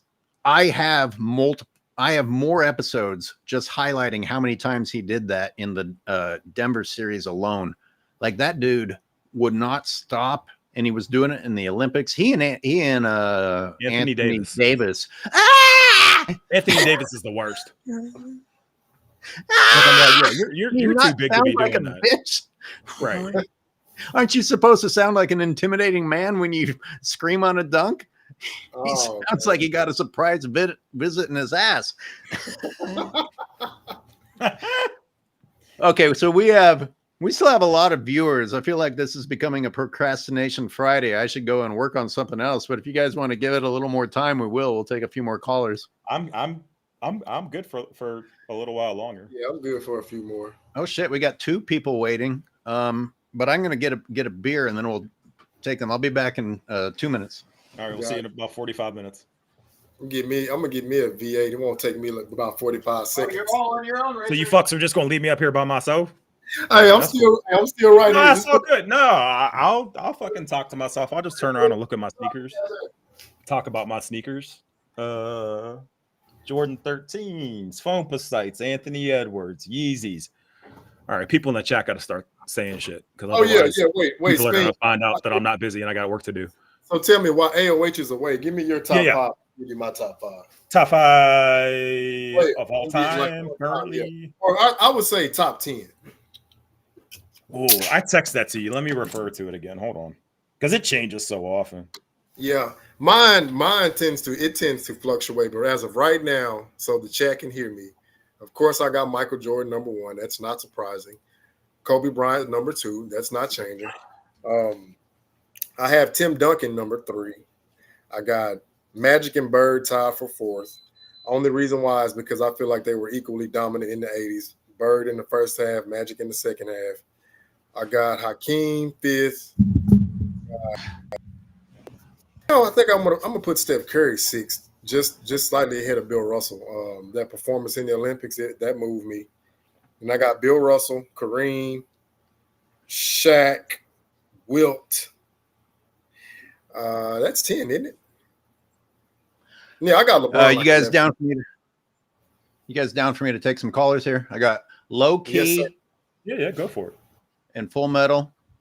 Hoop God, I thought you were going to leave Richard Jefferson on his own. I was going to see how many viewers we lost in the short. I was doing just fine. By the way, he held the fort. He held the fort down. I was just naming shoes behind me. I didn't know what else to fucking talk about. Oh, Low Key. You are on.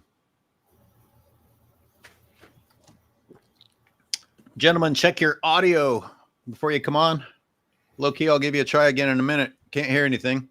So I'm going to try Full Metal. Hello. Full Metal. Yes, I just had to say something quick to touch on something you guys were talking about. If someone has to tell you they're a good father or a good husband, 100% of the time they're not. Like, that's the most ridiculous thing I've ever heard in my life. I don't think a good father would say that. Why would you? What else are you supposed to be? And are you? Steph Curry doesn't say that. No one else says it. Yeah. I have kids. I don't go around saying I'm a good dad. I don't need someone telling me I'm a good dad. It's weird. Case in point, Speem Engine was trying to talk about his fatherhood earlier, and I was like, we know you're not a good dad right then and there. If you have to say it, you're not. I brought it up, which means I don't take responsibility for my kids. That's why I have to hide here in this motherfucking tent in the basement. So in the middle, what you're saying, it bears a lot of credence. The reason why, the great Walter Payton, he said this: when you're good at something, right, you have to tell everybody. You have to, because you're only good. When you're great at something, everybody will tell you how great you are. Exactly. Case in point, why he says he's great. The same way how he says he's a great dad, great husband, great philanthropist, all this bullshit. So Full Metal, the one thing I will say is he no longer says that dumb bullshit. It's his camp that says it. Yeah. And they always use that as a preface for some negative that they're about to talk about. So for example, they'll say, LeBron shot 42% from the free throw line in game 6, but he's a good father. And it's like, all right, I'm sick of this shit. Like, one thing has nothing to do with the other, and he's the only player in the league that they do that for. Like, if fucking, I don't know why I'm swearing so much today. If player X plays bad, I don't know if Luka has kids. If Luka has a bad game, how many times have you said, "Oh, it's cool. He treats his girlfriend well."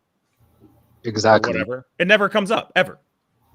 Yeah, and you guys were talking about how they bury stories.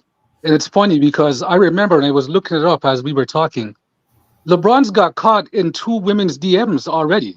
Screenshotted. I've never seen this. I've never seen this talked about before. Really? Oh, yeah, really. 2016, he got caught in a girl's DM, Instagram model. And I think 2014. Look it up. I follow the person you're talking about. We can actually still find it? Yeah. I think her name was Blair. He got caught. And they buried that shit real quick. Yeah. There was another one, I think a recent one, where he Jules. He DM'd the girl saying, "Teach me how to hunt, I'll teach you how to play ball," or something like that. Wow. We're going to let Omar in. Oh, also, just real quick, low-key T4 president said it won't let him unmute. What up, O? Big dog. Hey, low What's key, up? just What up, just Omar? leave entirely and come back, okay, and see if it fixes it. Omar, you're on. I gotta give y'all a backstory, man. I met my guy Omar on Facebook, and then he brought me to TikTok, where we've been wreaking havoc over there. Like, we got Bron fans so sensitive and so pressed. Like, as soon as we post something, they don't even read it. They just say hater in the comments. Like, Yeah, I need to Yeah, get on They're that. so smart. They're so smart. Omar the Godfather, man. He brought me Hey, on board. or they'll just say, "Oh, y'all just old. Y'all just old." Old Yeah, heads, yeah, bro. that's can't- the other Old heads. There's Yeah, no it- rebuttal. There's no rebuttal for facts. There's always some kind of side mark like you're old, and they can never dispute the facts that Jordan got more accolades. He got more everything than LeBron. The only thing LeBron got is years played and playing in a weak system and a weak league where you can't touch nobody no more. That's how I feel about the league right now. Yeah. Omar, he did more in less time Yeah, that nobody 13 talks full about. years. With breaks in between. Playing a completely different sport. So Like the very end. 50% of his career, he was winning championships. Yeah. Yeah. What else do you need to say? Yeah, and LeBron has won championships in what 15% of his career. Someone brought it up in the chat. They need to stop saying he's 4 and 6. They need to say he's 4 for 10. He's 3 and 6 to me because I don't count that bubble. Oh shit. yeah, I don't either. I mean, no matter what permutation you use, it's still losing. Like, they'll say, yeah, he went here and won. I'm like, but bro, why does he have to lose first? He has to lose before he wins. I've never seen another player get put on a pedestal that has to lose before he wins. I've never seen this. Well, you know how LeBron fans want to run back to Jordan's early years, which, by the way, in your early years, you're supposed to struggle. You're supposed to earn your path to success, not have it given to you immediately. But even if we're going to call that failure, show me Jordan years in which he was the weak link, and that's why they didn't get further. You know, I can show you undeniable proof that the reason that the Heat didn't win was because of LeBron James. Insert somebody else with that, and you don't fail on that epic stage. I mean, that's a crazy thing to be able to say about someone who's supposed to be the GOAT. He is the reason that they lost. He is, and he was the reason they lost in 2007. And I'm tired of people saying he didn't have no help, bro. He played horrific in that finals, and and Tim Duncan didn't really play great. They held him down, so all he had to do was stop Tony Parker from going down the lane, and he couldn't. But all I keep hearing is Bron he could play 1 through 5. Well, where was his 1 through 5 against Tony Parker? Hey, AOH, when we ask that question on TikTok, the first thing they say when we start bringing it up, wait,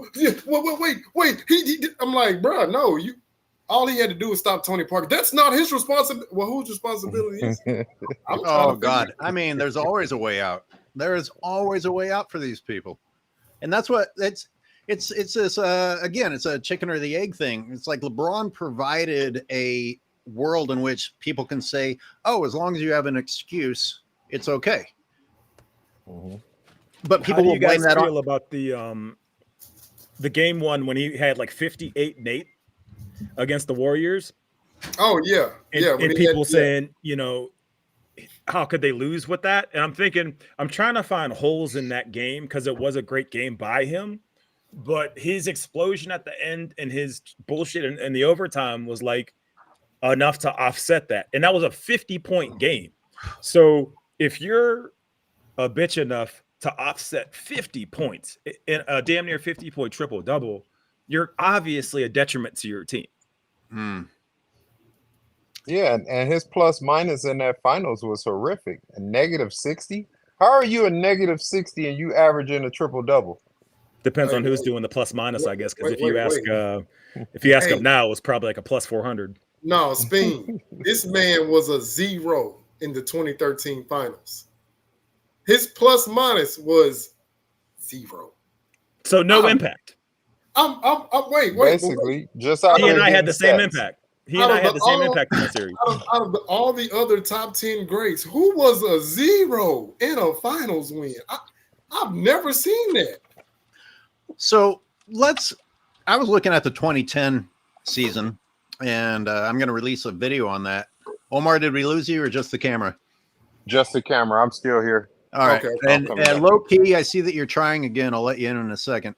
I just want to say that when the team is ranked 1 and then you lose in the playoffs, well, even if you want to say that LeBron James is the reason that your team was ranked number 1, well, why would that guy then not be able to deliver when it mattered? I mean, I just, you were number 1. You either give credit that the entire team and the coaching staff were doing what they were supposed to do in order to be at the top,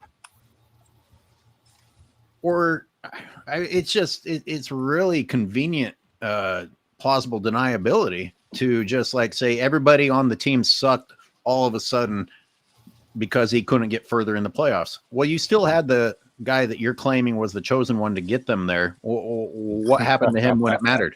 What happened to him when it mattered? But also, you know, like I said, I'm a Bay Area guy. Anton Jameson was the man on the Warriors. Exactly. He goes to LeBron, fucking garbage, you know, ain't no help, you know, a minimum as LeBron would call people. What a classy guy, calling anyone a minimum, even if they were a minimum. You don't say that shit. Or that top heavy comment. Like, how can you play for a dude that says, yo, we're too top heavy? Oh man, low key, I was just about to let you in. Sorry, lost you. Omar, you got anything else? I've never seen a superstar throw his teammates under the bus like LeBron. He does it every year. He always getting people traded and always got some kind of smirky comment behind. Oh, remember in 2018, right? I'm here in Cleveland.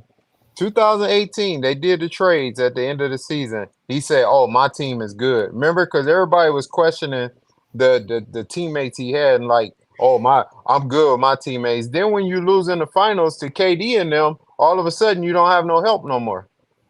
Yeah. Yep. It's like passive aggressive. It's, you know, he's a narcissist. Another angle on that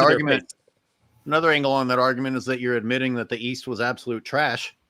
And you never would have even gotten there if you'd been competing in the West, where the real competition was. Hey, AOH, I got one for you on that. Do you know that his plus minus in that 2018 the one that his fans love to just put on this pedestal, he was a negative 22. That's interesting. Wow. Yeah. They don't bring that up. Is that the series where he said,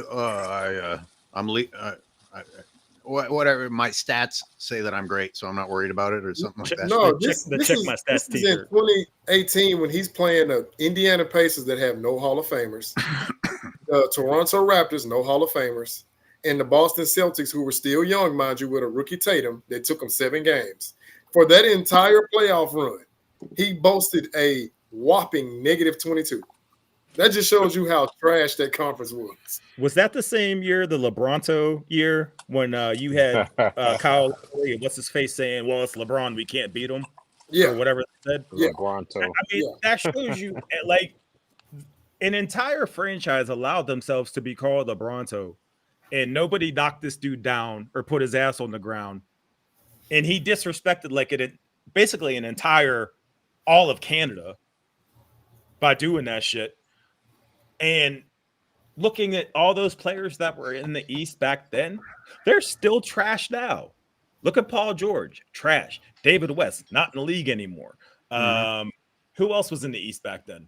Victor Oladipo. Oladipo, trash. Giannis wasn't Giannis back then, because I'm sure if he was, we wouldn't be sitting here having this conversation, because LeBron would maybe have a ring. Derrick Rose as a child. Derrick Rose pre-injury with Boozer as his running mate. Hey, Derrick Rose is the only All NBA player he faced in those 8 straight finals he went to. That's amazing. That is amazing. Really? First team All NBA. He didn't face no All NBA. What? DeRozan? I think DeRozan towards the end, maybe. Right. No, none of those guys were first team though. George was the first team back then. Second and third team, yeah. Oh, wow. He was the only first team All NBA. Yeah, D Rose was the only first team. Nope. No, I think he was all defensive first team, but defensive. not okay. Yeah, defensive. Yeah.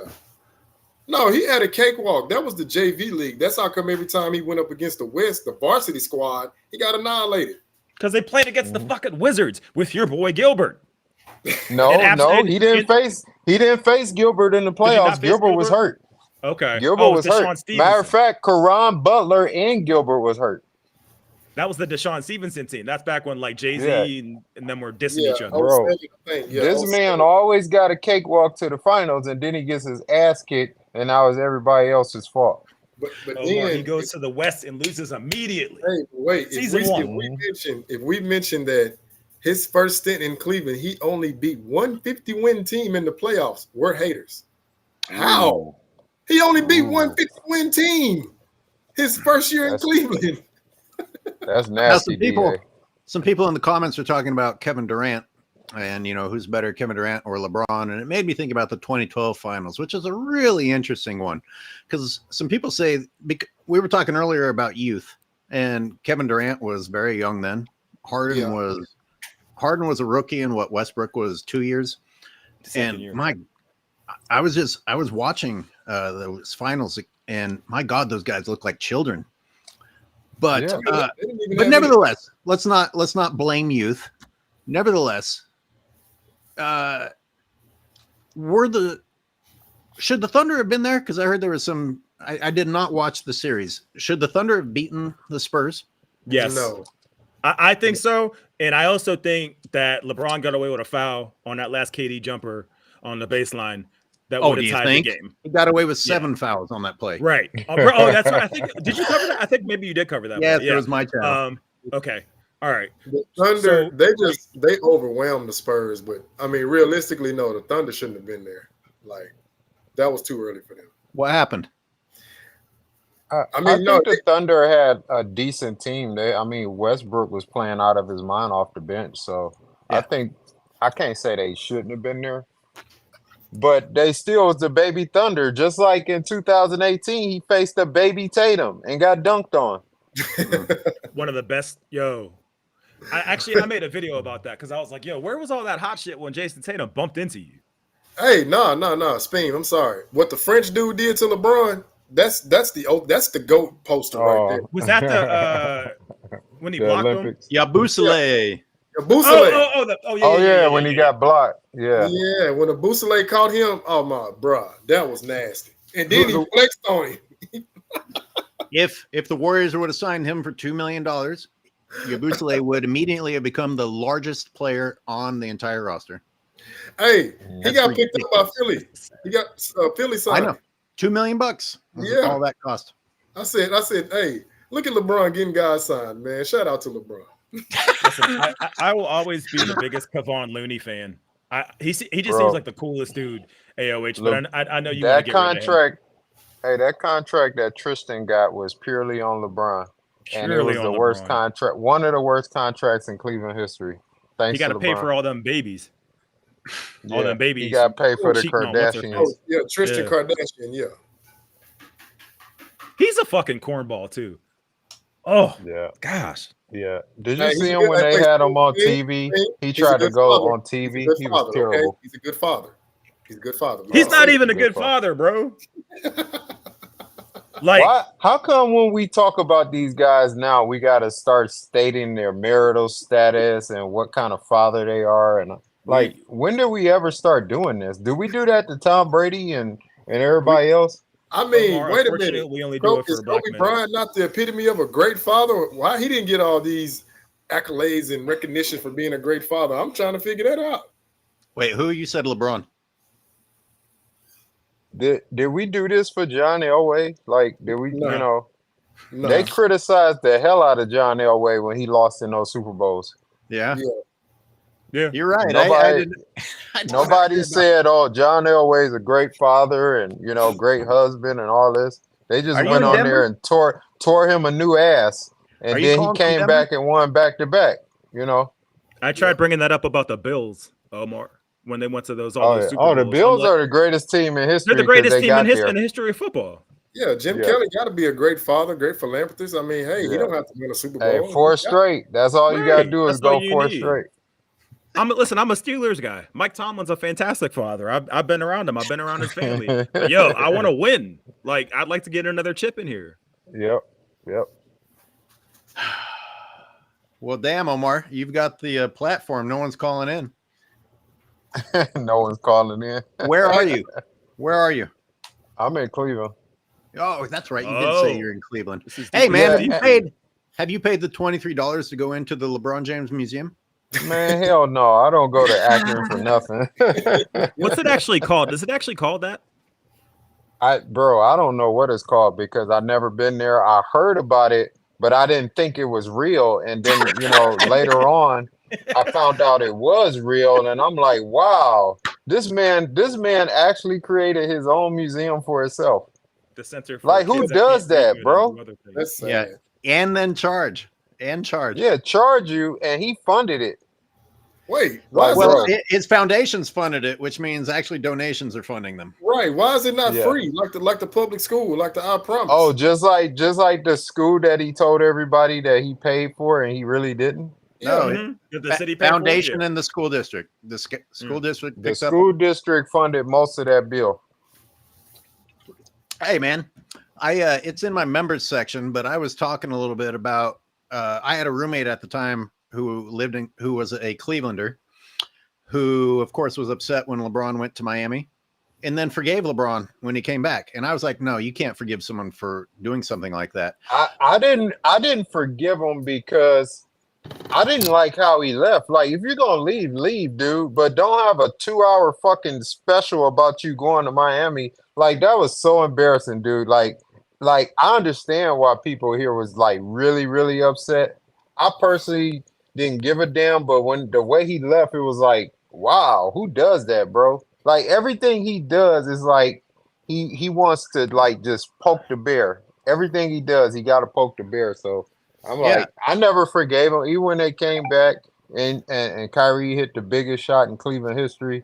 They ignore that though. They always try to put it on LeBron and say, oh, that block shot. No, the shot Kyrie hit, and Kyrie played out of his mind in that game 7. Guess what LeBron shot in that game 7? Guess what his shooting percentage? I'm guessing like 7 for 20, 7 for 22, something like 37%, bro. And they gave all the credit to LeBron. that. Didn't Kyrie average like 27 in that series? Yes. Guarding Steph Curry, by the way. Like 27 And made the 28. most field goals in that series. Nobody made more buckets than Kyrie that series. He outplayed Steph. He outplayed Curry. It was clear as day that Kyrie left because of LeBron. But even when they interviewed about him, he didn't want to speak on it at all. Like, but you knew what it was because LeBron was trying to get him traded. I forget for who. My thing is this: you're LeBron James. You're in the finals. You're facing Stephen Curry, the greatest shooter ever, and you have a player on your team that's outplaying Steph Curry in the finals. Mm-hmm. But you get all the credit. Yeah. He gets all the credit for the bubble ring when AD averaged like 40 and 20. AD carried him, bro, that whole year. AD led in almost every stat that whole year. AD led the playoffs in points and blocks. The whole playoffs. I'm trying to figure this out. How is he not the finals MVP?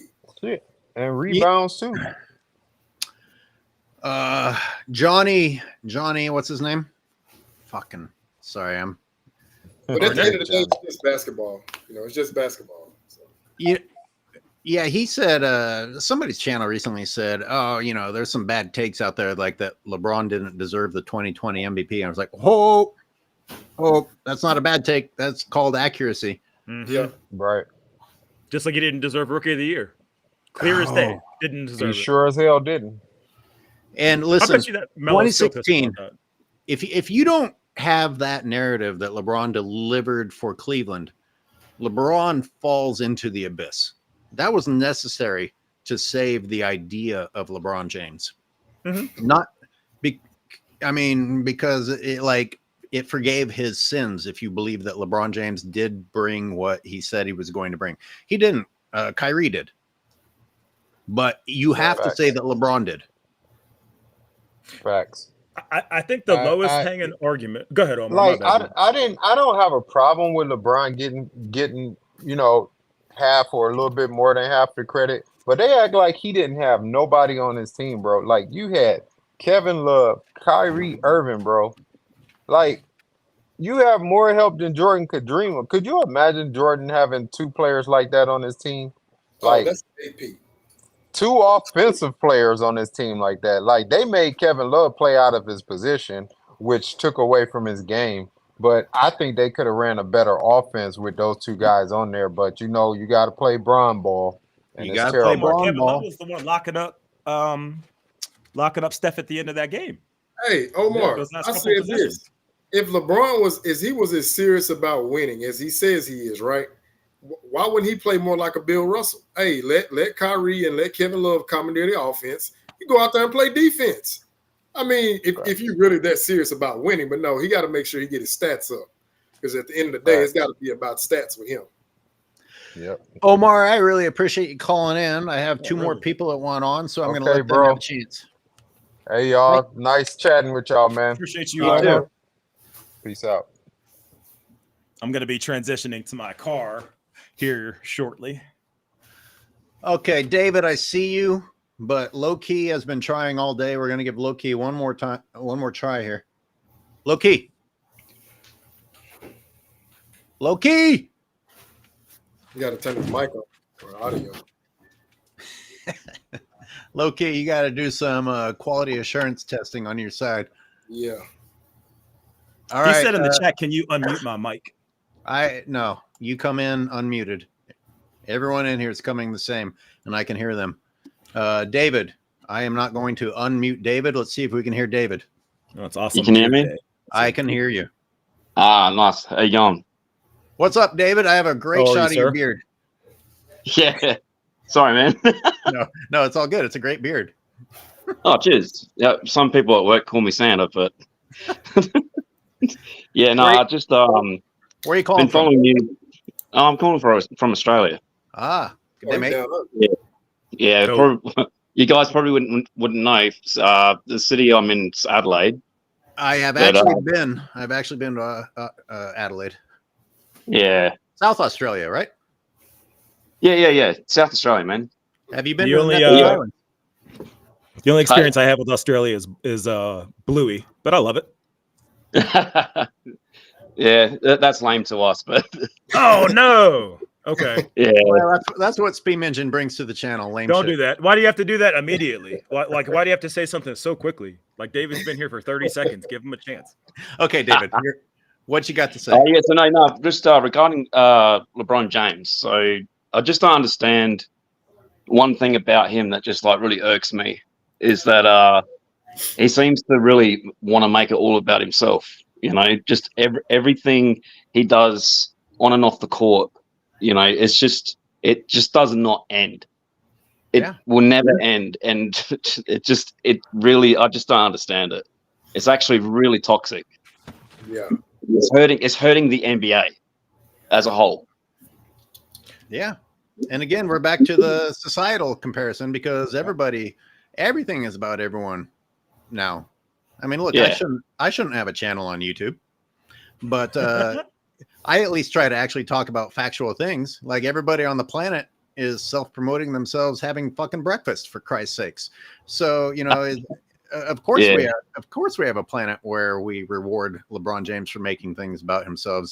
There was once upon a time an era where we knew that was not the classy thing to do. We don't live in that time anymore. That's right, man. Hey, did the No Bowl tour come? Athletes, David. Did the No Bowl? Did the No Bowl tour come to South Australia? Yeah, it did. I was not interested at all.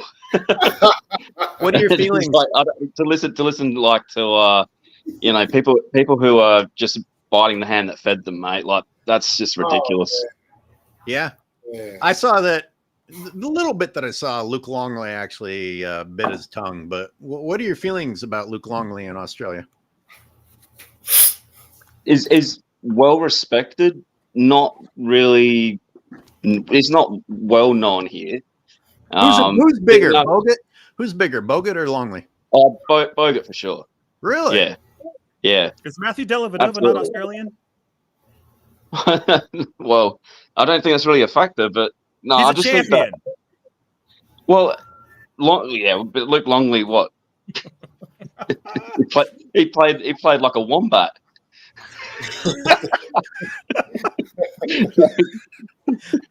A wombat's just about as useful as tripping over him, man. Like they don't really move much. There's not much. Not much vigor about him. He was 7'2", and that's about where you can end the conversation. Well, pretty much, yeah. Actually, I remember that story. Jordan was saying that, I think Longley put up like 15 points in one half or something like that, and Jordan was saying, keep going, and then all of a sudden he scored 0 points in the second half. Yeah, he made the mistake of complimenting him. Yep. Yeah, exactly. Yeah, far out, man. Like, David, appreciate you calling in from Australia. Thank you. No worries, guys. Take care, guys. Hey, take it easy, man. We have Timeless Youth. Let's see if you're unmuted naturally. Timeless Youth. Oh, what's good, man? What up, big dog? Again. Oh, chilling, man. How y'all doing today? Man, cool. Good, sir. Good. Anything specific from the show that you'd like to talk about? Well, I just tapped in, and are you just waking up like a steam engine? No, I said that's not true. No, you can say that. You can say that. You don't. You can't say that because that's not true. Great. We got a great father up there in the upper right corner, waking up at noon. About to switch to my phone. Damn it. Timeless Youth. Interesting title. Tell us what's on your mind. Well, I just say I would like to say that I love to have like good basketball dialogue.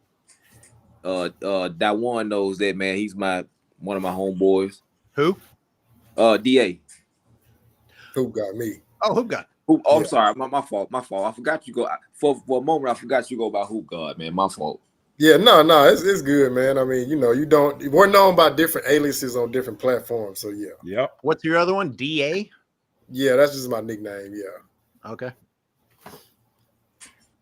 Richard Jefferson, what do you go by on your Bad Father network? Bad father.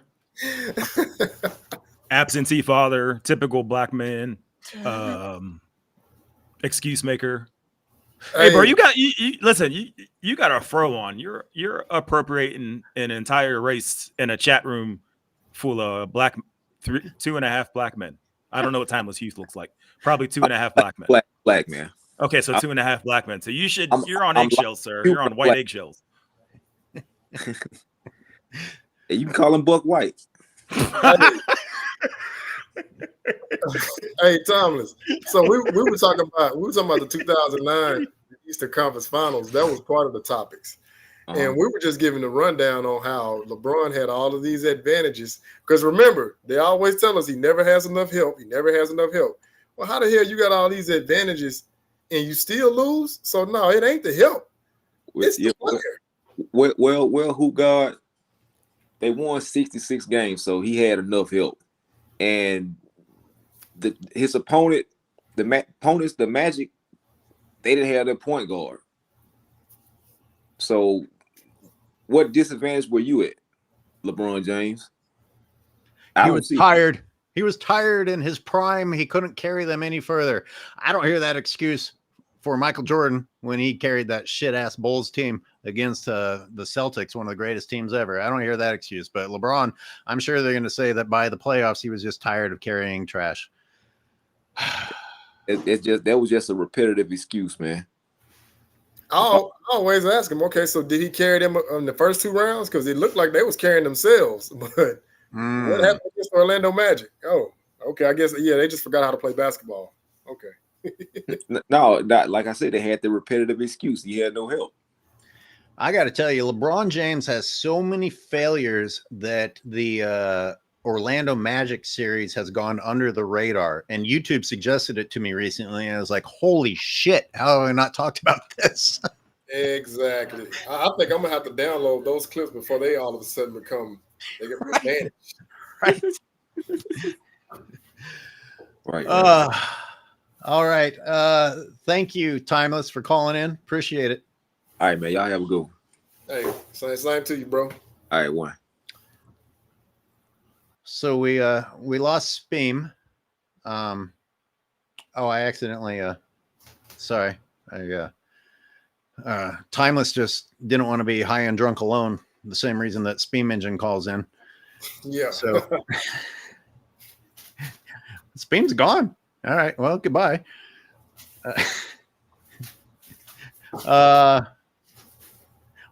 Where are you at? Remind me. Oh, Fort Worth. Dallas, Fort Worth? Yeah, Dallas, Fort Worth. Yeah. That's right. That's right. Well, gentlemen, I guess we're going to wrap up today. People are falling off like flies, but fun Friday. It was a good procrastinating, talking about basketball, catching up on things. I'm sure there's some topics we didn't get through, but man, 2009 against Orlando, yet another chapter that we're going to have to dig up and go through. Oh yeah, I think that'd be a great episode because I would love to just give Dwight Howard his flowers.